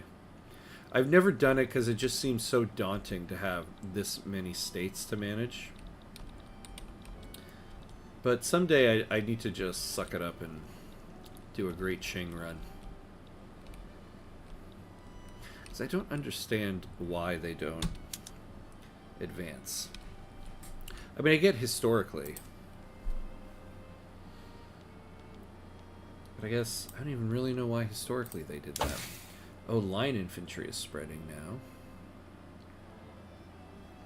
A college entrance classmate who goes to a different faculty just found me in a random YouTube comment. What a coincidence. What a small world. What a small world. Ah. Oh, gold discovered in North Borneo. Oh, hell yeah. Come on. Hire that. Okay, we got law advancement, and we got cotton gin. Oh, yeah. Yeah, I stream on Twitch and YouTube simultaneously. Romanticism. We can do the Greener Grass campaign. A prominent functionary and supporter of the rural folk has been shot in broad daylight on the streets of West Borneo. The local police seem uninterested in investigating any further. Oh, man. So we'll lose 5% bureaucracy, 10% authority. I think we can afford that stuff. Can we afford the legitimacy? Yeah, we can.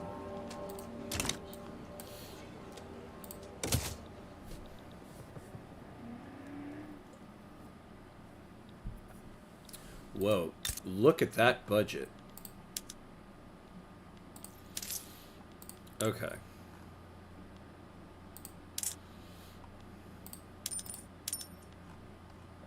There we go. That is what I'm talking about. Get us more authority.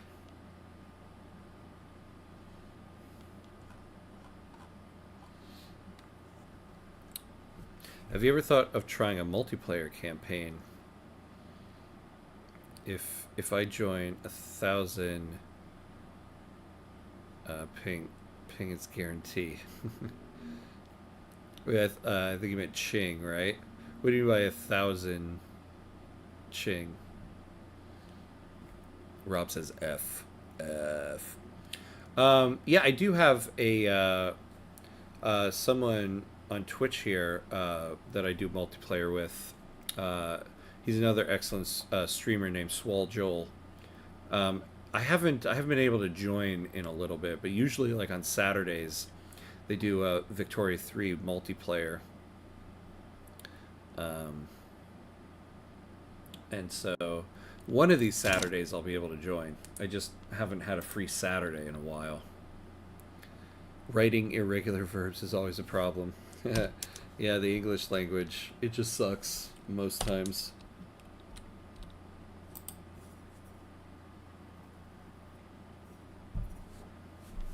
Alright, excellent. We are now going to get out of debt because of these gold fields. Nice. And when this runs dry, we'll get some gold mines here.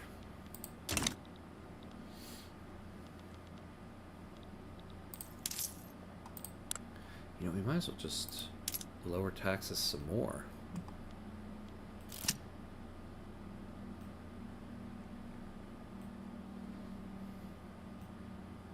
I feel the same about Spanish. Yeah. Yeah, as somebody who only knows English and has tried to learn other languages. People have been complaining about the difference in living standards between us and our neighbors in Sambas. Yeah, I don't want more radicals at the moment. Oh yeah, well, let's do that. Conjugation is why I'm a no sabo. Yeah, like, I know people say that, like, English makes no sense. And it's true, I understand that it doesn't. But it's the language that I know, right? But for me, like, I took French for, like, 7 years and still don't know any French. And the thing I find, like, when people tell me all the things about English that make no sense, one of the things I always say is, like, all of the Romance languages, so French, Spanish, Italian, the fact that, like, inanimate objects have genders, and I just have to know what that is in order to be able to, like, speak and write the language. I'm like, yeah, I was no good at French because I could just never remember what the gender of a chair was, you know? So to me, that makes no sense. But I think that's the thing. Every language, when it's not your native language, has things that just make no sense. Because when people describe the things in English that make no sense, I'm always like, I could see why that makes no sense. But for me, that's the language I speak, so it's just what I know. The conspiracy against Lanfang and democracy has lost all momentum among the landowners. The plan to institute autocracy has been abandoned. Good. Lower that landowner political strength. Ooh, yeah. Let's get everybody else just a little bit happier. And a popular playwright. In the midst of the debate surrounding migration controls, one of the country's leading playwrights, strongly associated with the rural folk, has staged a widely acclaimed play whose politically laden theme makes no secret of the author's desire for the law to be passed. Yeah, let's take that.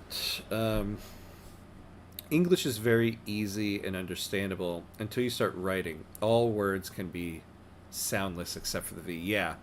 Letters, not words. Yeah.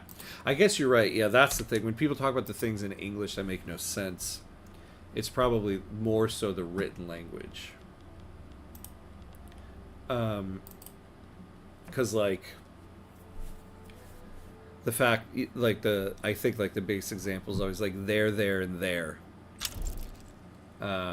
And it all sounds the same but has different spellings for different contexts. I can see why that is difficult for people.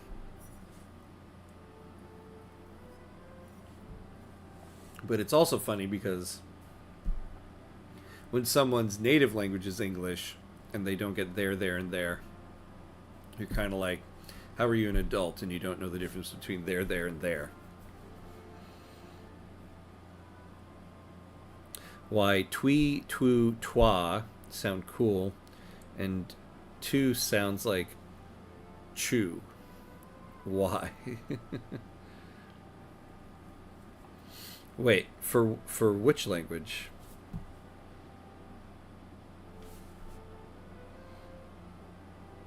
I say two. Oh, I see. Oh, the word two.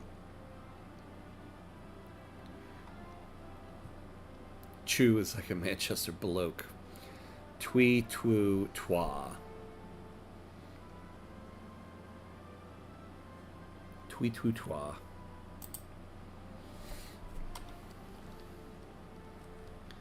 Alright, someday we will have this furniture manufacturer. You know, I haven't actually looked at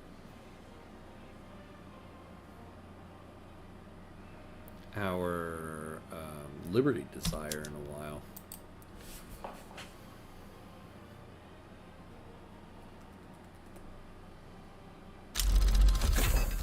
All right, we got line infantry. Got it.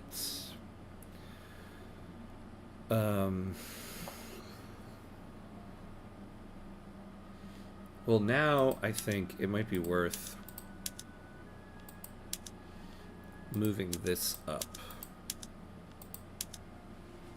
in North Borneo. And then we can upgrade our military.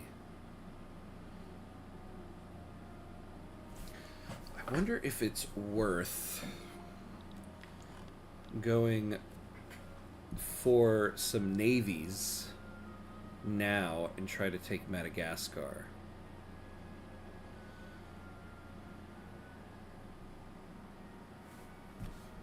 You know, the other thing is, once we pass a police force, we can stop wasting 200 authority on bringing these guys down. Alright, there we go. Excellent. Progressed to voting.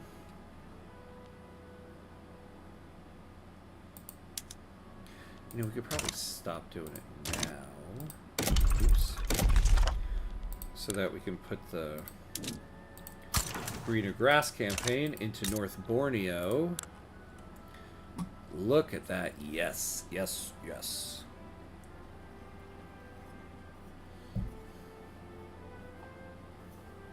Compared to the average in the Qing market, and they receive immigrants from other states in the Qing market. Excellent.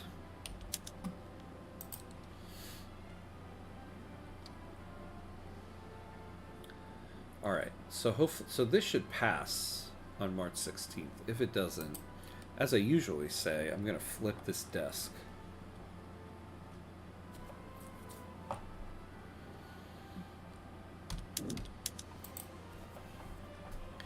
Okay, so we have our furniture manufactory.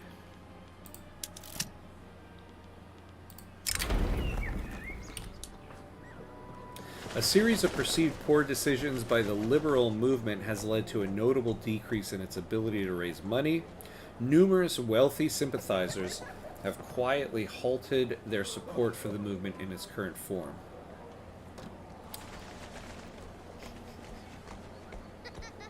Yeah, let's do this. We like the liberal movement.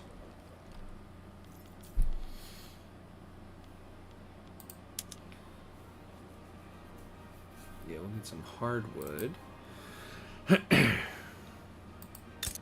Oh yeah, I forgot the other thing I wanted to do. Yeah, so we're getting a negative 10% manufacturing industries throughput. So... Oh, interesting. We're not getting it here, though. Why is that?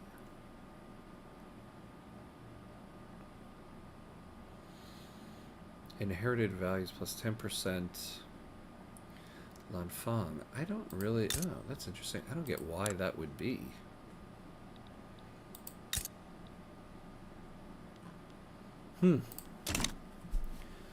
Okay, so I was thinking we should add in encourage manufacturing industry to counter the hit to throughput in manufacturing because it's unincorporated. But we're not getting anything for that. So what do we got? 16 years. Okay, but we still got a good number of peasants. And we got peasants here.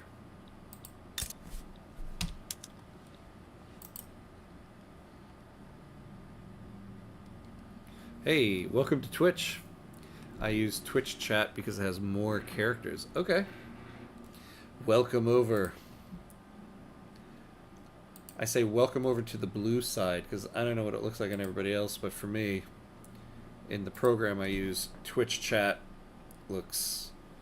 Or it doesn't look blue, actually. It looks purple. And YouTube chat is red.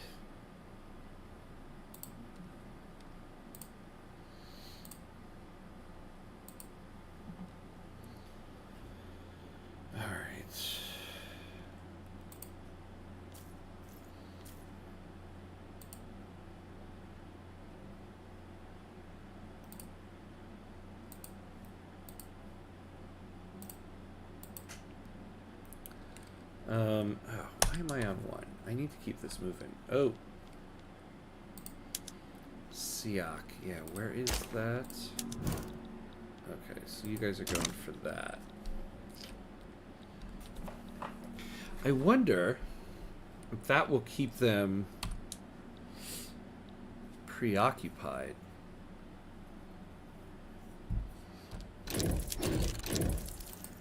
Let's take a save here.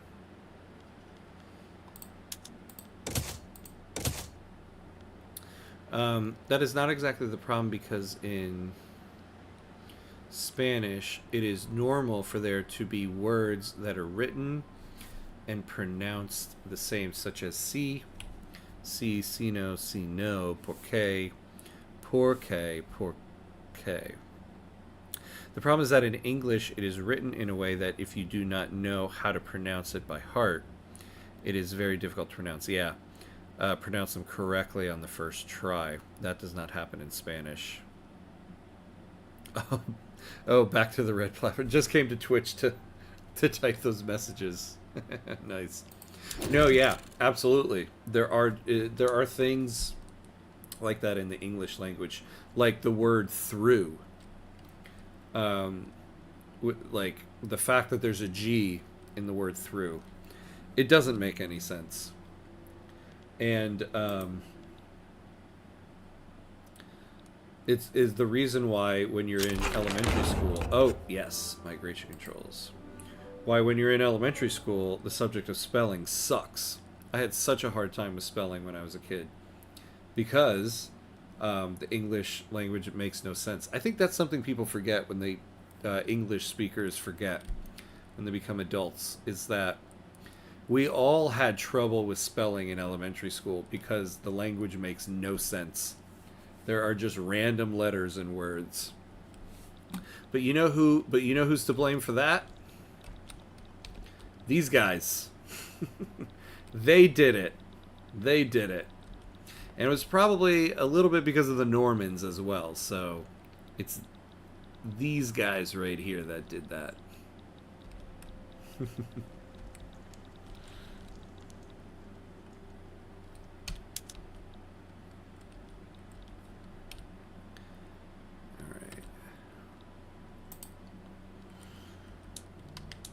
Oh, yeah, wait. Pause. Okay, so we were gonna see if we can make a move here.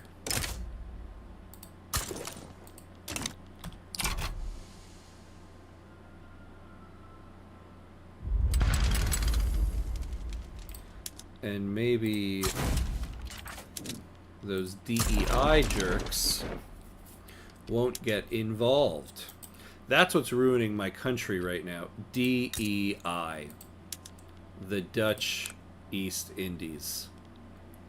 That's what's ruining my country. DEI.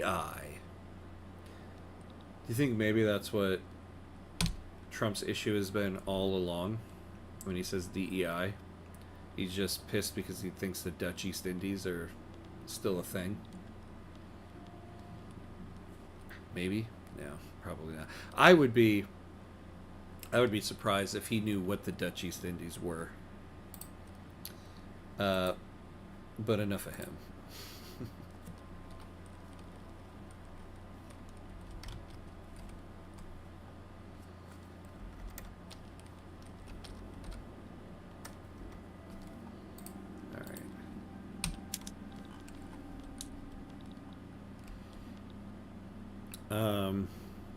I blame LeBron.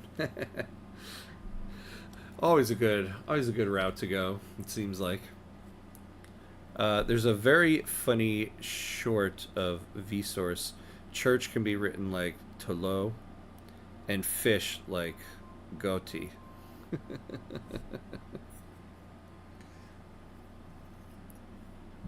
me and my homies hate DEI. Yeah, look at that. See, I don't want to take on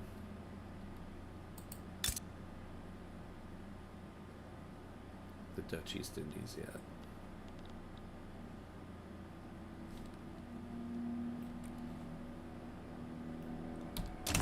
Yeah. So I just wanted to test that if they had another war going on, are they going to care about the one we're doing? And they will. So now I know.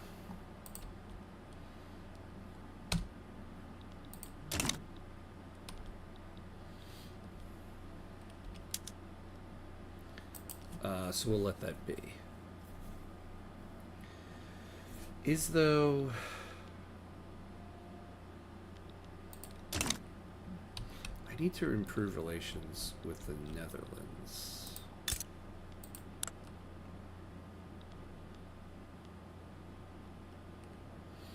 $225. 112. Oh. So they're they're protective now.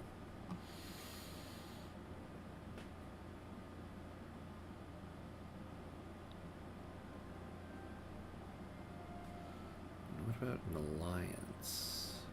Because that would be beneficial.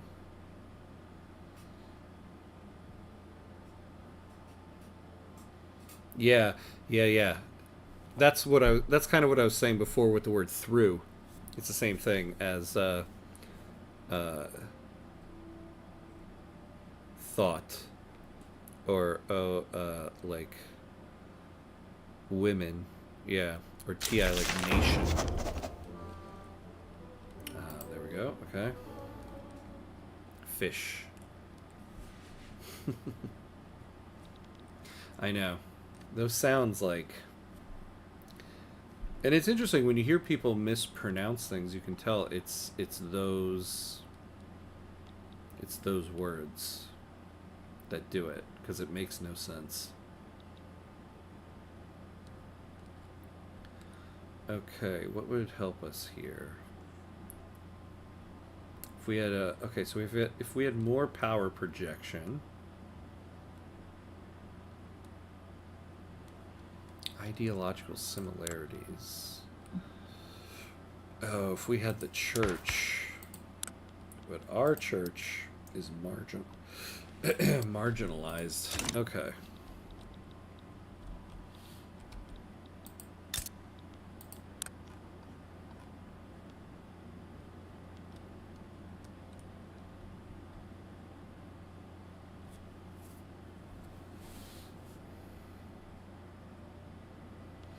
Not like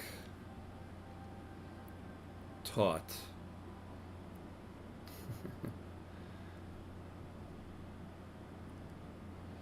Do you mean taught?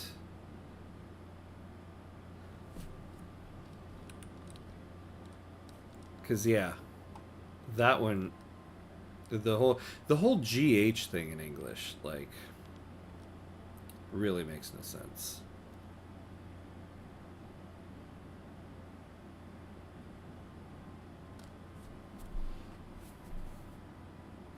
Look at this. We have a possibility with that.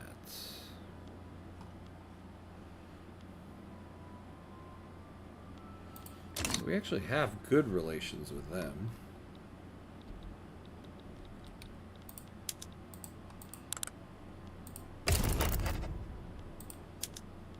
Yeah. Sorry, Siak. You're on your own on that one.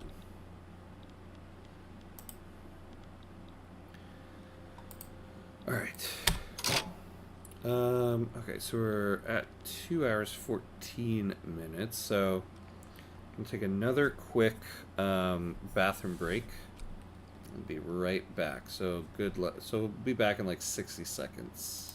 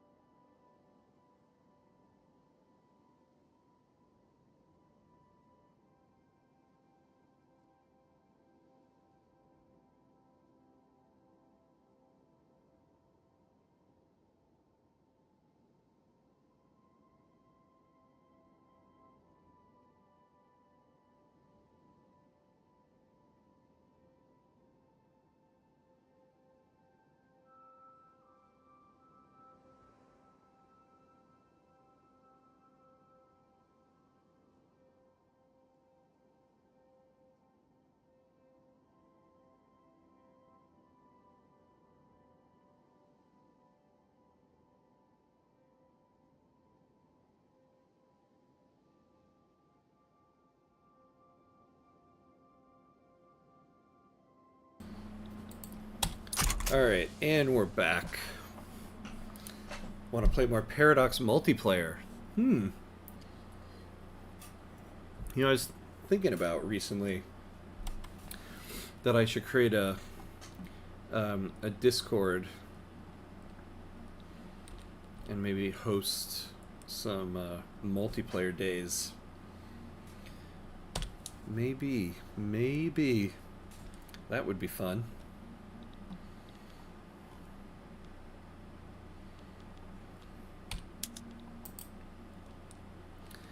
Okay, so I think after I create this stuff, we'll also do an artillery foundry.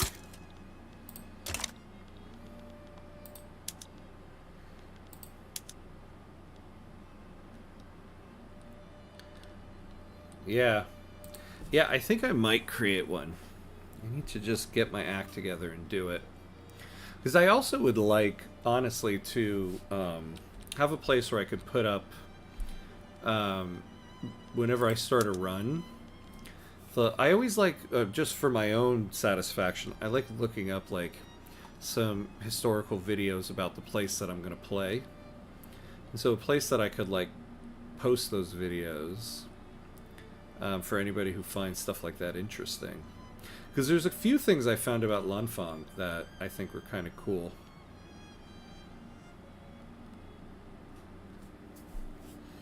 I propose a name. Vice Royalty of New Argentina.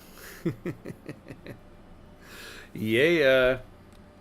We should, yeah, I think the first multiplayer run should be all South America. I love playing in South America. Everyone will claim their South American country. River Plate jump on. I don't know. Is it just the Victoria 3 streams about all their River Plate beef? It's the soccer fan in me. It's just like, wait, the soccer team River Plate like makes beef? Like, what is this? Does Cuba count? Well, we could say it's just a Western Hemisphere game.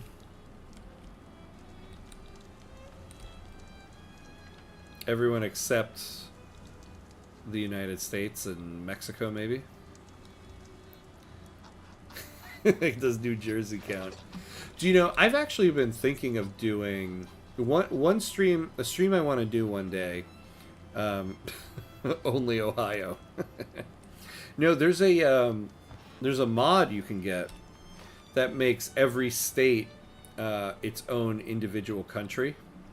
And I thought it would be cool to like use that mod as like a small country run and choose one of the states and play as that state. So that could be a cool multiplayer where like you do the mod where every state is an individual country and everyone chooses a state in the United States. So that could be a cool multiplayer.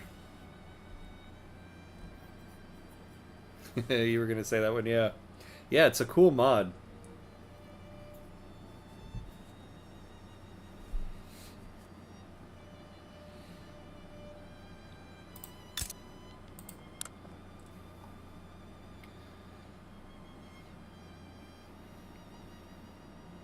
You could RP as Chris Christie. Yeah, if you could create your own characters. I said close the fridge, not the bridge. Oh man, that's taking it back. Oh my god. Do you know the night my wife was supposed to meet my family for the first time, we got it, the whole thing got canceled because of that bridge stuff. We were in the city and couldn't get out because of all the bridge stuff. So we were like, Chris Christie. General Shikui's personal habits are starting to get in the way of his role as general. Why, what does this guy have? Oh, he has alcoholic. Alright, let's pause for a second. Let's see who we have in the pipeline. Do we have somebody that would be better? That one's not so bad.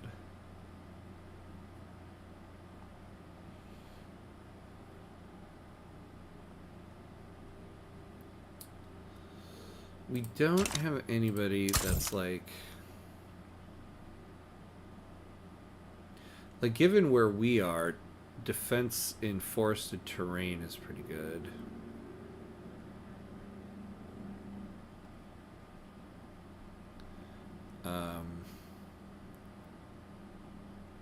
That day was havoc, yeah. Well, if we were going to play with Latin America, I choose Canada.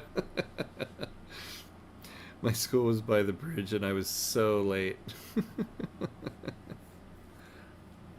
They speak French, yeah. Well, they only Montreal speaks French, and they want to get the hell out of Canada so bad. They just know they can't though.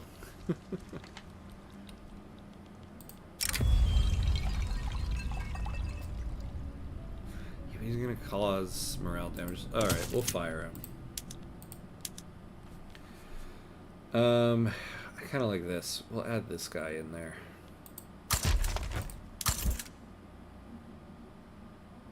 Yeah, so this guy will be our new defensive guy. Oh, we can finally get rapid advance. Only a Quebec run.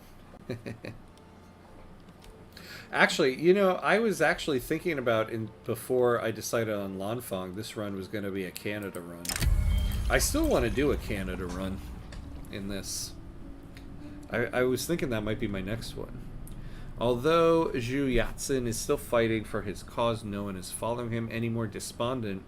Yatsen has started publicly remarking that they may give up his activism altogether.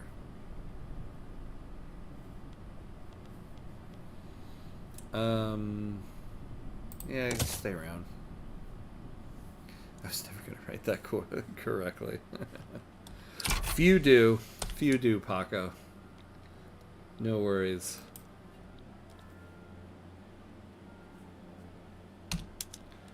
Alright. Oh, so it's time to pass our police force law. So who do we have in the government? Oh, yeah, that's right. We would need to wait for law enforcement.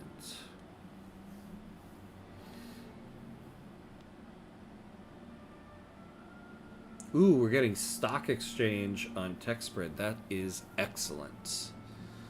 And Army reserves.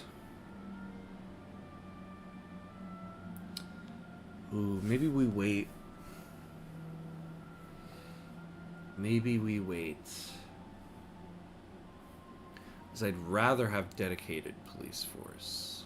Okay, we'll wait.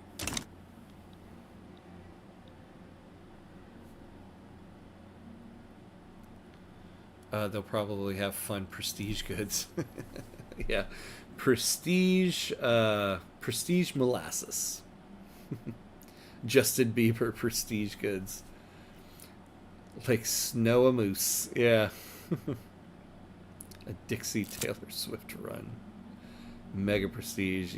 Yanni, hey, hello. Welcome, welcome. Good morning. Wait, what? Episode 1? You restarted. Or am I still... Are you still... You're still sleeping. You're still sleeping. So,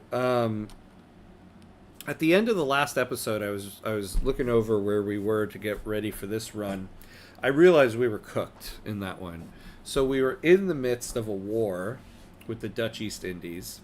We were losing. I don't think I had fully realized that their war goals were all of our states. So we were about to lose that one. And I also don't think I fully appreciated the the order in which you should get states in order to get 20 arable land in order to be a candidate for mass migration. So what we did in this run is we concentrated on making sure North Borneo got to 20 arable land, which we got. We also got this state, which we didn't have last time. So now we're not able to get Sintang or Katai. We're being blocked from it, but it's okay because now, unlike in the last run, we're going to be able to get migration to North Borneo, which is what we need. So now we are building, after doing a bunch of war stuff at the beginning of the episode. Now we're just kind of building up the economy. Waiting to get... We just opened our borders. We want to get some migrations going now to North Borneo so that we could build up our army and then actually be able to fight the Dutch East Indies. I did read your comment. Yes. It was very helpful. It was a good reminder because I remember you saying that during the Afghanistan run. Although one thing I was going to ask you, how did you separate the Netherlands from the Dutch East Indies? Because you had mentioned that in your comment. How are you able to do that?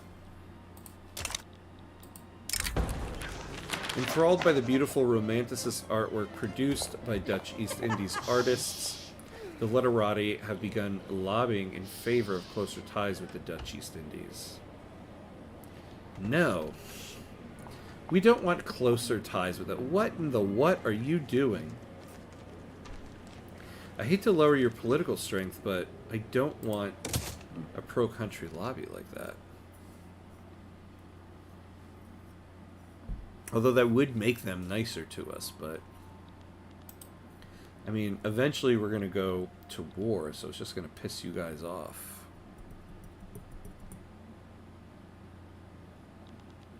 Alright, so they're going after Tidor. Although, Tidor has Portugal on their side. They don't want us on their side.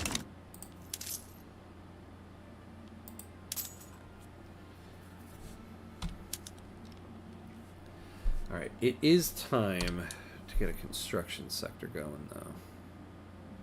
We definitely want to get those arms industries.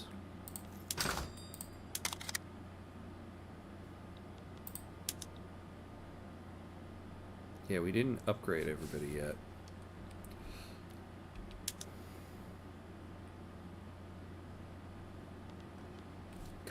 we need to lower...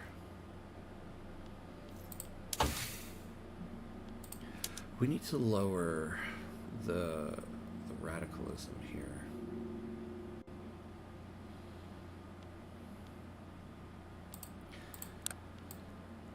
Yeah, honestly, we need to get to human rights. We will run out of infrastructure here.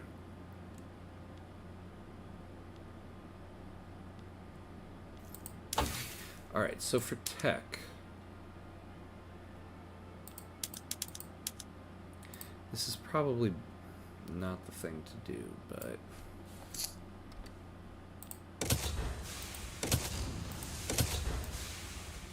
let's finish off this level, and then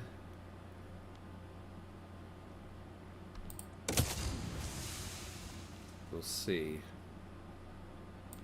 Because what we really also need multiculturalism here.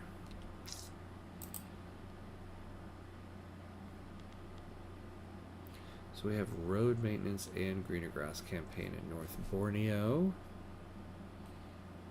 Oh, well, while we're waiting, why aren't we passing anything else? Oh, yeah. Why don't we get off of traditionalism?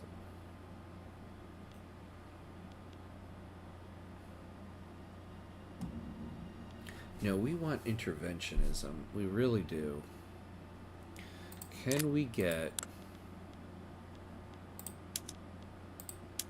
Oof. That won't go over well. We could do this.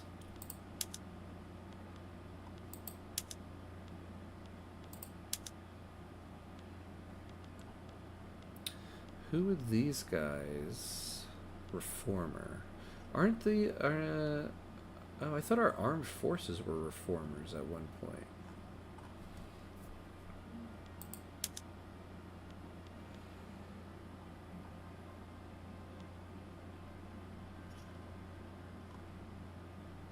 Or what about the Confucian scholars?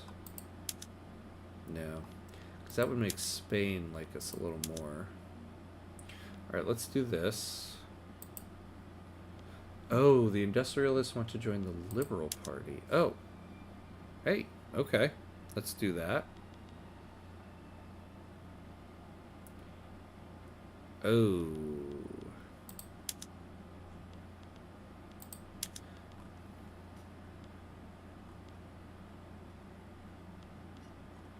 Wait, what's going on?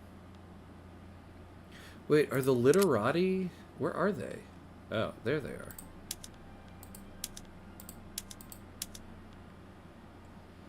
Oh my lord, look at this.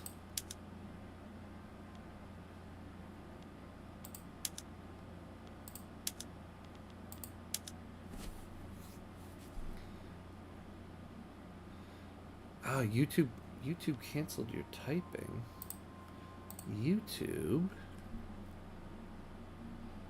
Yeah, and it doesn't give me like a notification about it or anything.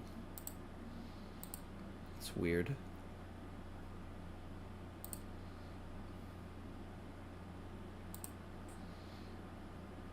Okay. What am I doing here? So we gotta have all these guys in.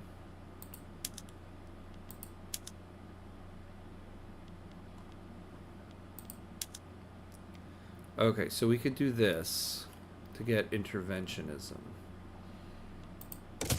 I guess that's what we do. Look at that Liberal Party. Oof.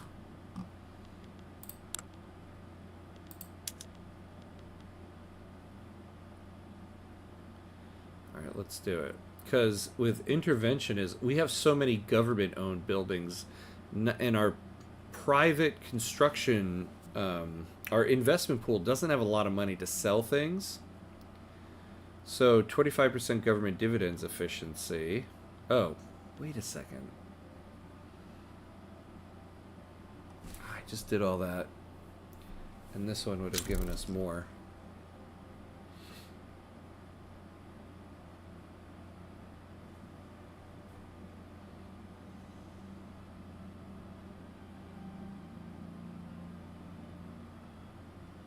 Hmm.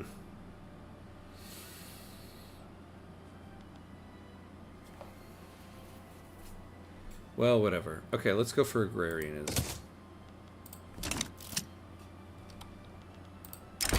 Yu Yatsen has criticized numerous decisions made by the leadership of his own Liberal Party, calling Liu Zikai excessively cautious and unwilling to address critical issues.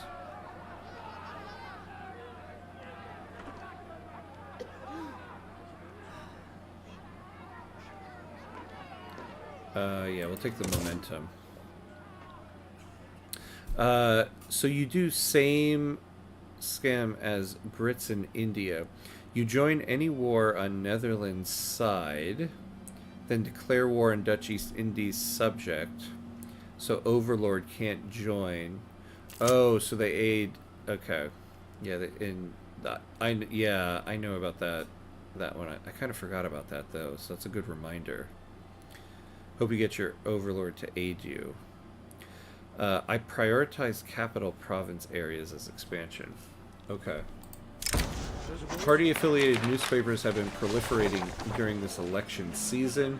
Publications associated with the Agrarian Party have been particularly effective in spreading the party line. Yeah, see, I've decided in this run, I'm not going to call in Great Qing unless absolutely necessary.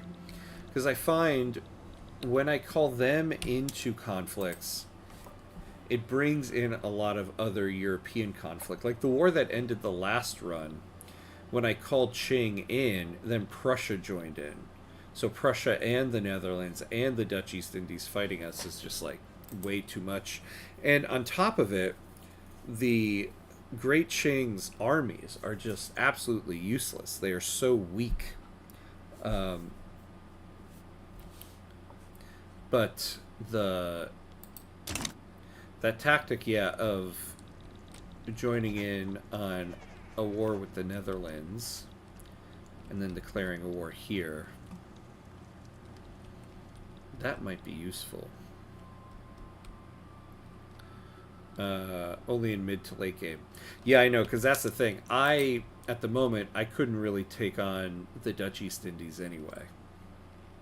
So I need to get the military to a point where we could legitimately take the Dutch East Indies. And so, yeah, if we were at a point where we could take them, but not the Netherlands, then we can work on getting the Netherlands to get the hell out of our business. I wish I could take Sintan. But, like... And it says here they probably won't join, but they are. Oh, look, I didn't notice that. Yeah, the Netherlands are at a plus 19. And then Katai.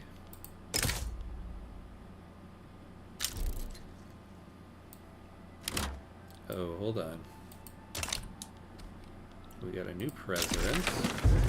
So the Liberal Party won.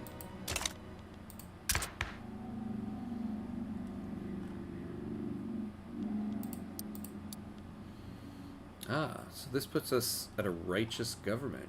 I like it.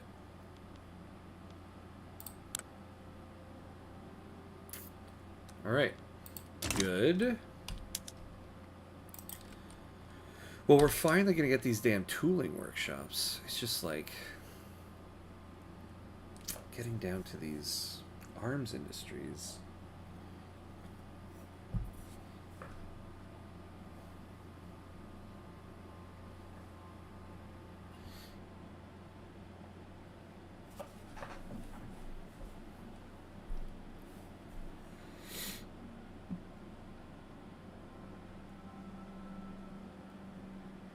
I'm tempted to just get the construction sector going.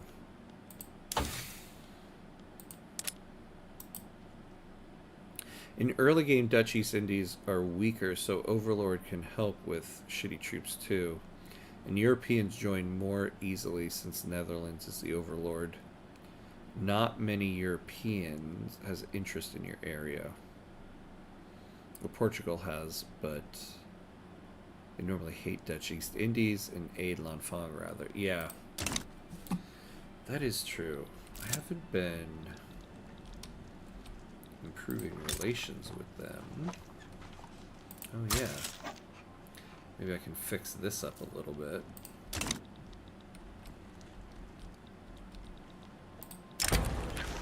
Claiming that the enactment of agrarianism would affect the country's Bornean inhabitants in a disproportionately negative way, Bornean firebrands have riled their communities against the current law proposal. Why, though? Why would you do that to us? Yeah, we'll take this. We'll lose some bureaucracy. We'll get some radicals, but at least we need to get off of traditionalism. And while we're waiting for law enforcement anyway,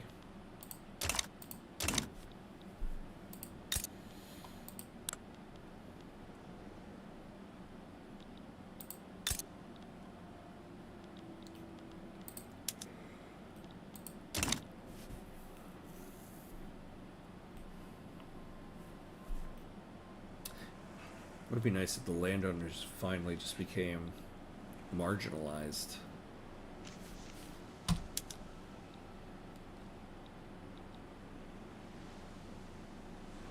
Oh, North Borneo. What is... Ah, we have no more turmoil. Hey. Alright, we just lost a lot of our turmoil. Excellent. So now we can actually build things.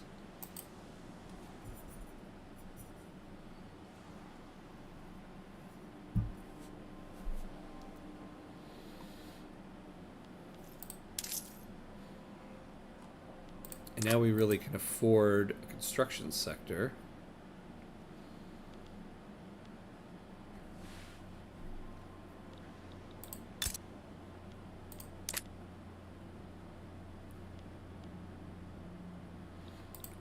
What is rice here? Or just grain? Ooh, it's bad, yeah. So we got negative 53 there, negative 19. But positive there. Though previously opposing the agrarianism laws, Yu Yatsen has considered the trade union's proposal position and instead offers support.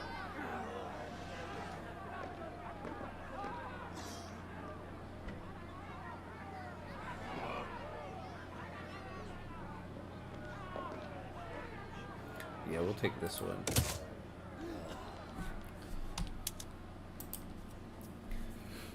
My speed typing is horrible, so sorry. Yeah, no, it's no problem. I know what you're saying.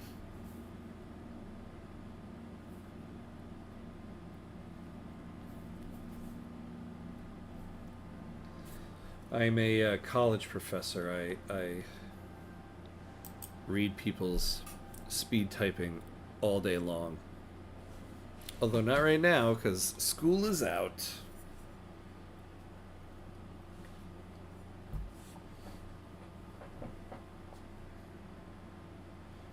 What are these journal entries? Oh, yeah.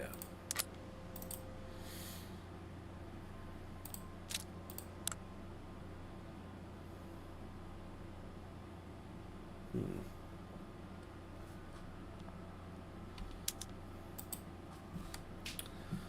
right.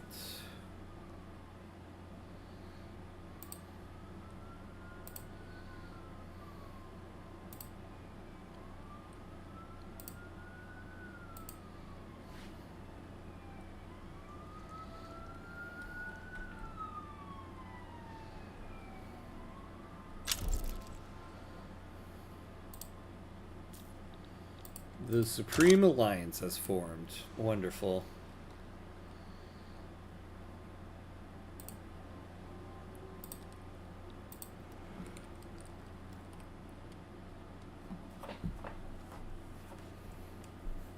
I really want to get this, though. what I want for Christmas so bad. Sintang. Yeah, the Netherlands are just like... What? What'd you say? We want to get in on that.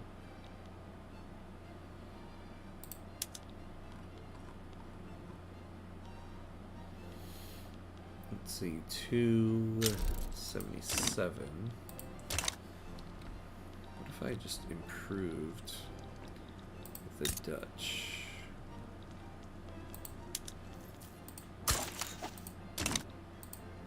Let's do that. Oh. Well, I already am. Okay.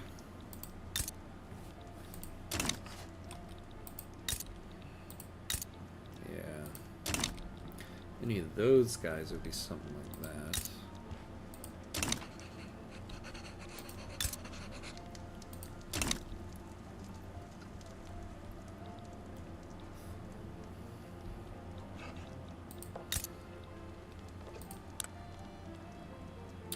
Whoa, look at this army.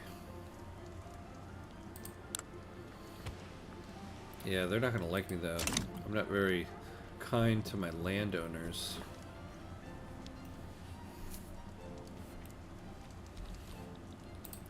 What about Australia? What's their military like? Nothing. Yeah, I suppose we just keep it on this.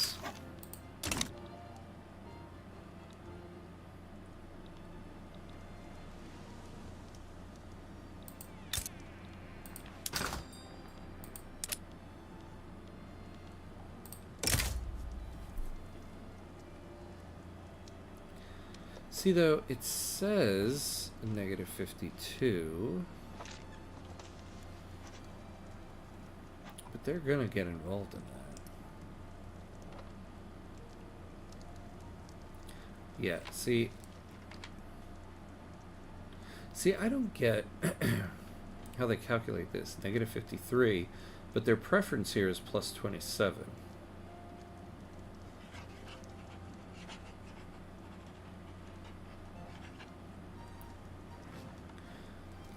Although it says spade wood.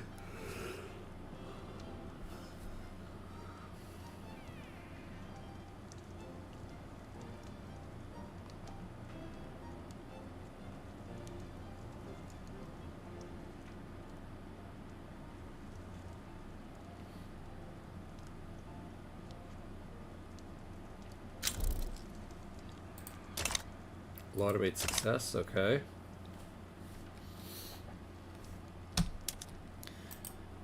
We need to get something here. And also, so what is their strength? 38 and 31.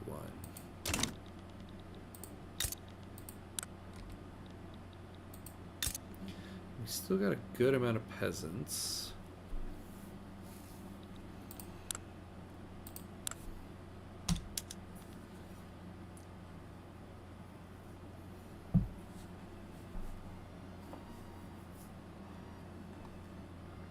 Well, let's move this down. Let's get that construction sector going.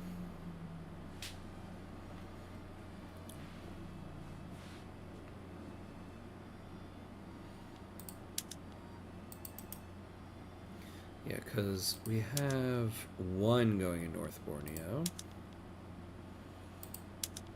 Yeah, we can do that.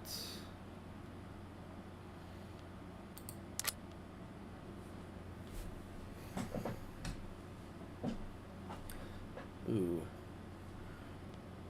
Why do we suddenly... Did we just... Where the hell did the turmoil come from? My lord, people.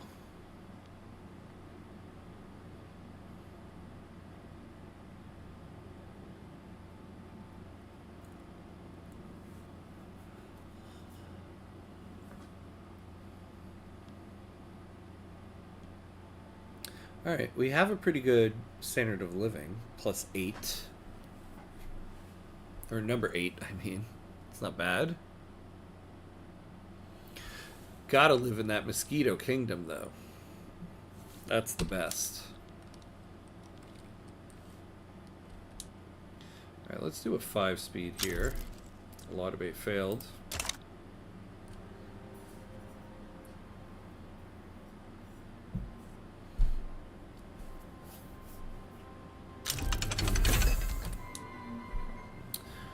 We got urban planning.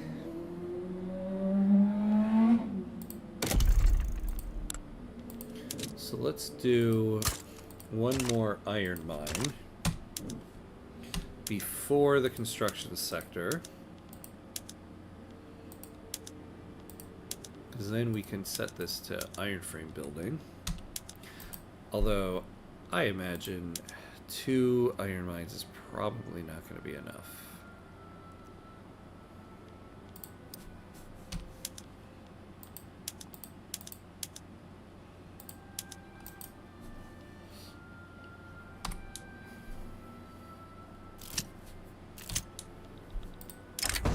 The armed forces are dissatisfied with the inclusion of the literati in the Lanfang government.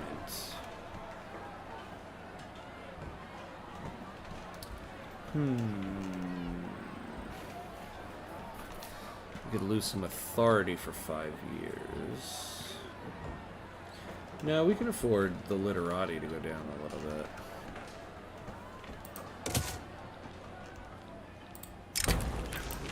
This afternoon, Leo Kui, leader of the landowners, delivered a fiery speech advocating for the enactment of agrarianism. Yeah, we don't need to add pop attraction to the landowners. We'll add 15. Alright, so now we wait for October 22nd.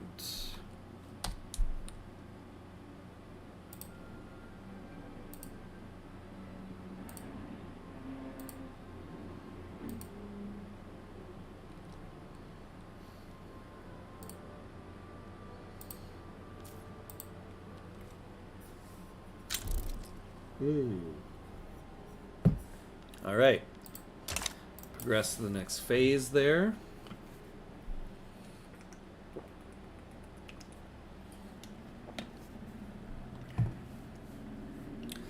Well, we got a full reserves. That's not good. Oh my god. Lawmakers working towards the enactment of agrarianism found themselves marred in a particularly complex set of bureaucratic proceedings grinding the work towards reform to a near halt. Yeah, let's lose the bureaucracy on this.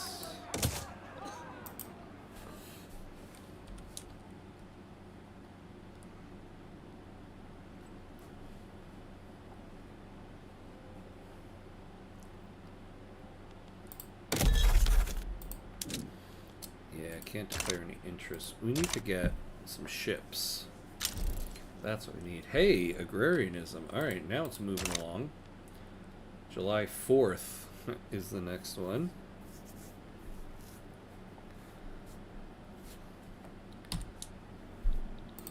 Alright, we have our arms industry.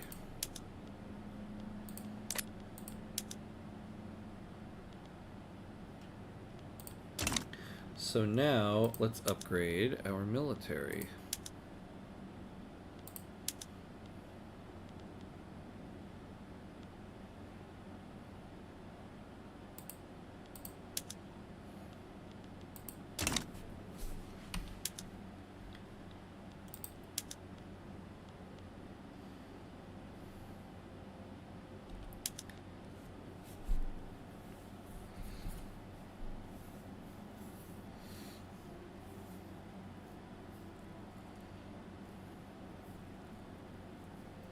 All right, so now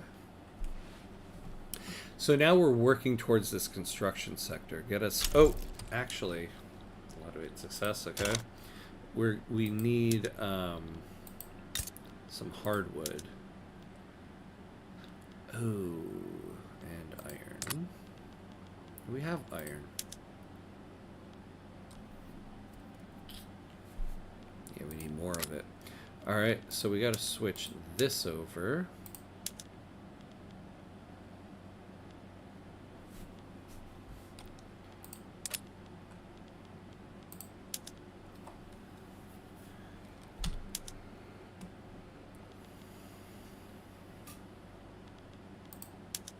Let's move that up.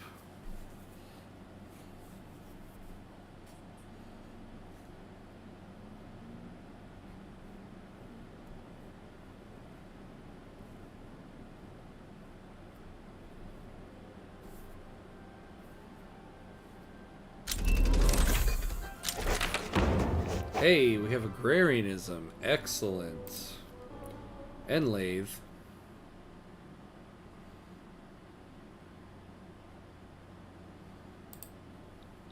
Alright. Oop. So we should have dyes in the market. We do. So let's... Oops. Use some dye workshops. And then our furniture manufacturer, let's use a lathe.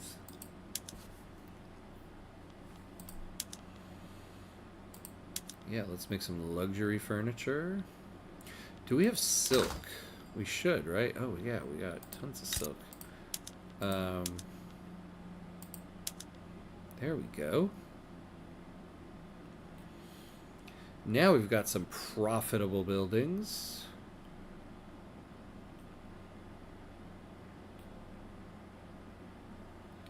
Oh, what are we getting from these guys? Oh, manufacturing industries throughput.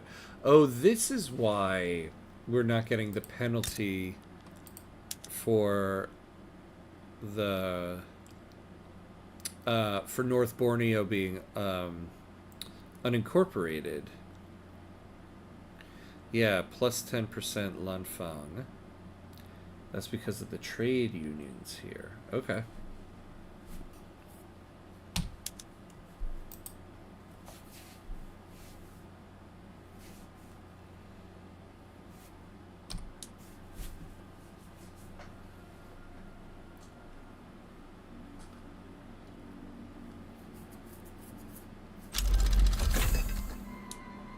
Money, money. That's right. We got tons of money. Ooh, stock exchange. Yes. Okay, this is what we need. Yeah, we've got tons of money right now, which is not a good thing. Our reserves are over their limit, which is fine. I mean, we're going towards the construction sector now. So...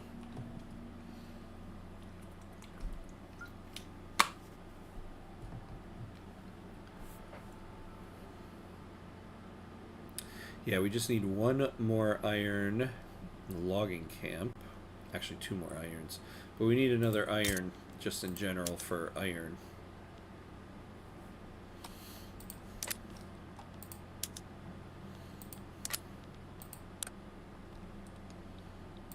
We can also start building here. Ooh, army reserves. Actually, we should be able to get conscripts. Yeah, no, we can't. Damn. Okay. No conscripts yet. So where are we here? Oh! Only 10 months left for law enforcement. So maybe we hold off on passing a law.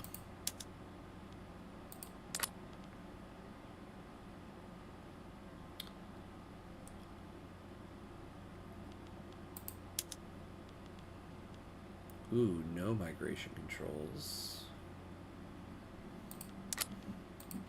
But I would also rather get law enforcement here.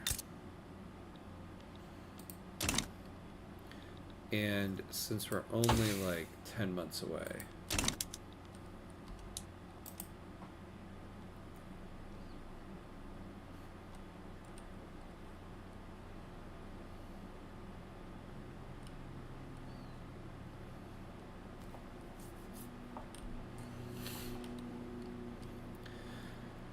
Alright, we're about to finish another logging camp. Might not be enough for our construction sector. Although we're going iron frame buildings, so we'll need less softwood.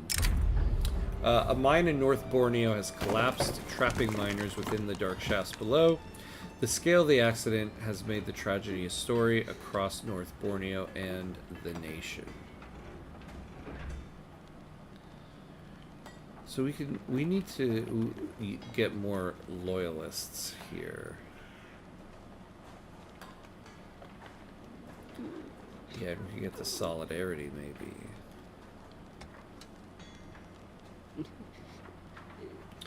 Although farmers markets. Yeah, let's do this one. Alright. Why is this not hiring? Qualifying. Do we have universities yet? I don't remember. We do. So maybe here you can build us a university. Well, they have coal. Yeah, so we're going to need coal from here. Ideally, it would be here. That we have the university, but oh well.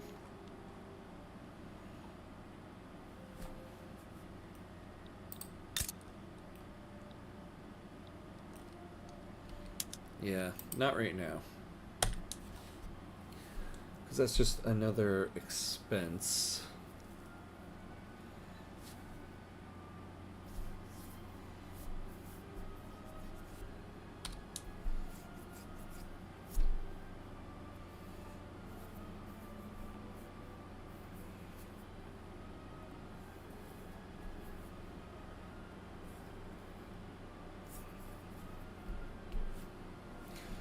So we're set for iron frame buildings. Got building our first construction sector in 1845. That is concerning. The Free Trade Party.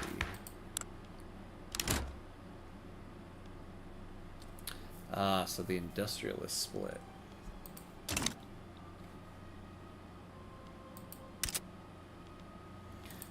And the Qing market has a shortage of iron.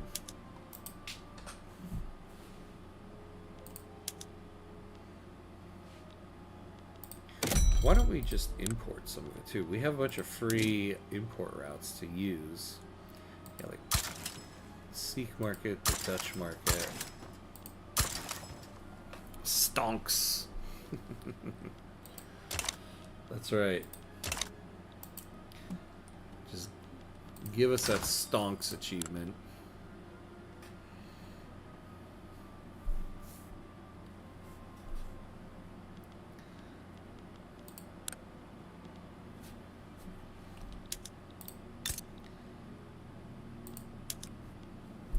She's a level 10 trade center.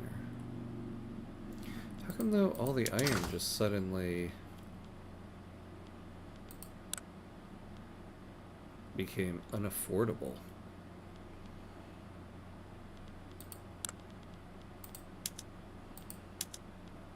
I mean, we're not tariffing it.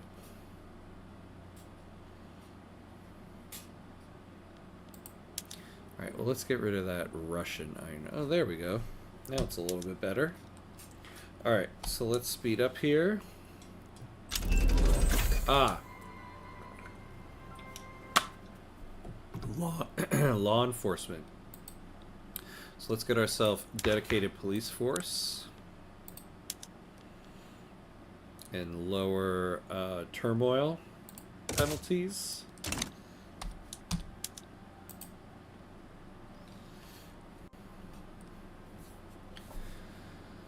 So I want to see how we do with this construction sector. Whoa, that was quick.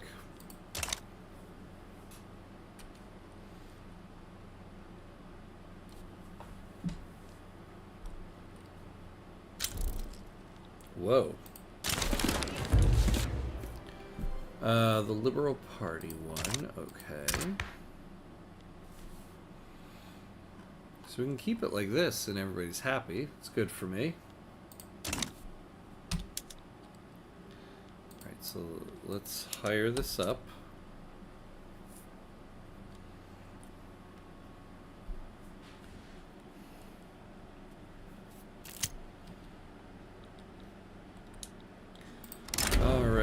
the midst of the debate surrounding dedicated police force, one of the country's leading playwrights, strongly associated with the armed forces, has staged a widely acclaimed play whose politically laden theme makes no secret of the author's desire for the law to be passed.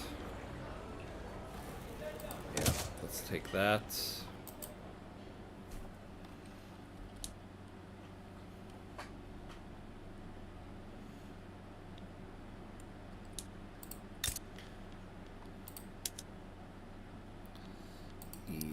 Yeah. We're gonna need more. More iron. Alright, we have dedicated police force. We do need a little bit more bureaucracy.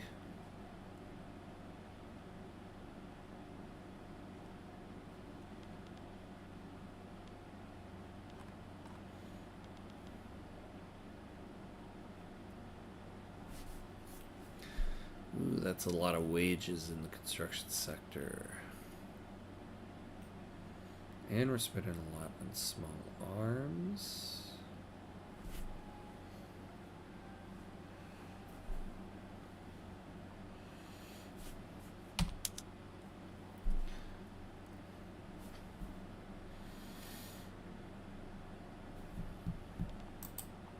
Alright, so now when this goes down, we'll start selling buildings.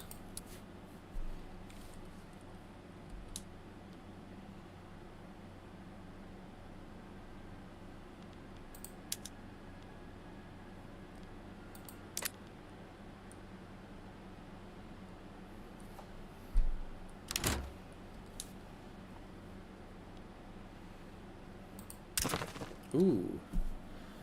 What happened here?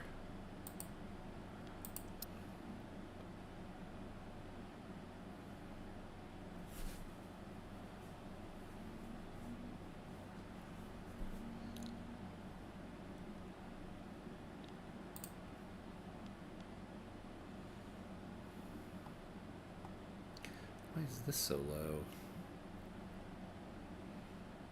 Oh, they're supporting our regime.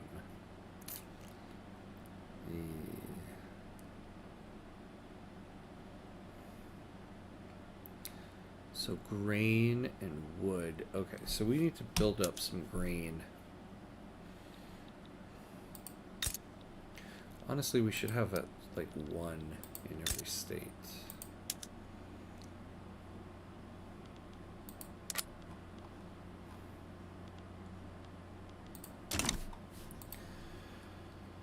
All right. Well, I think we're at the stopping point for the night. So I think we did some good work tonight. We have a much better start than we did last time, because now we're eventually going to be able to get some migration going to North Borneo. So we're doing okay. We're doing better. It's a good restart. All right, so I think that's going to be it for tonight. Let's see. When am I on again? Yeah, good night, guys. I'll be on, so Friday night for some Friday Night Frostpunk. That'll be the next one. I went to my parents' room to tell them I finished the review and good night, and they were smoking weed. Good for them. Good for them. Yeah, thanks everybody. Thanks for the good streams. Thanks for hanging out. It's always nice to have you guys here to hang out with. Anybody else who's on, thanks for watching as well. As always, if you haven't, consider giving me a follow on Twitch and a subscribe on YouTube, and so that you'll be alerted to the next time I'm on. Next time we're getting back to Victoria 3 will be Monday afternoon. But the next time I'll be on will be Friday for some Friday Night Frostpunk. So, yeah. As always, thanks everybody. Have a good night. And as always, be awesome. They got caught up with E4 at the end. Good knight. That's a good knight then. Yep. See ya.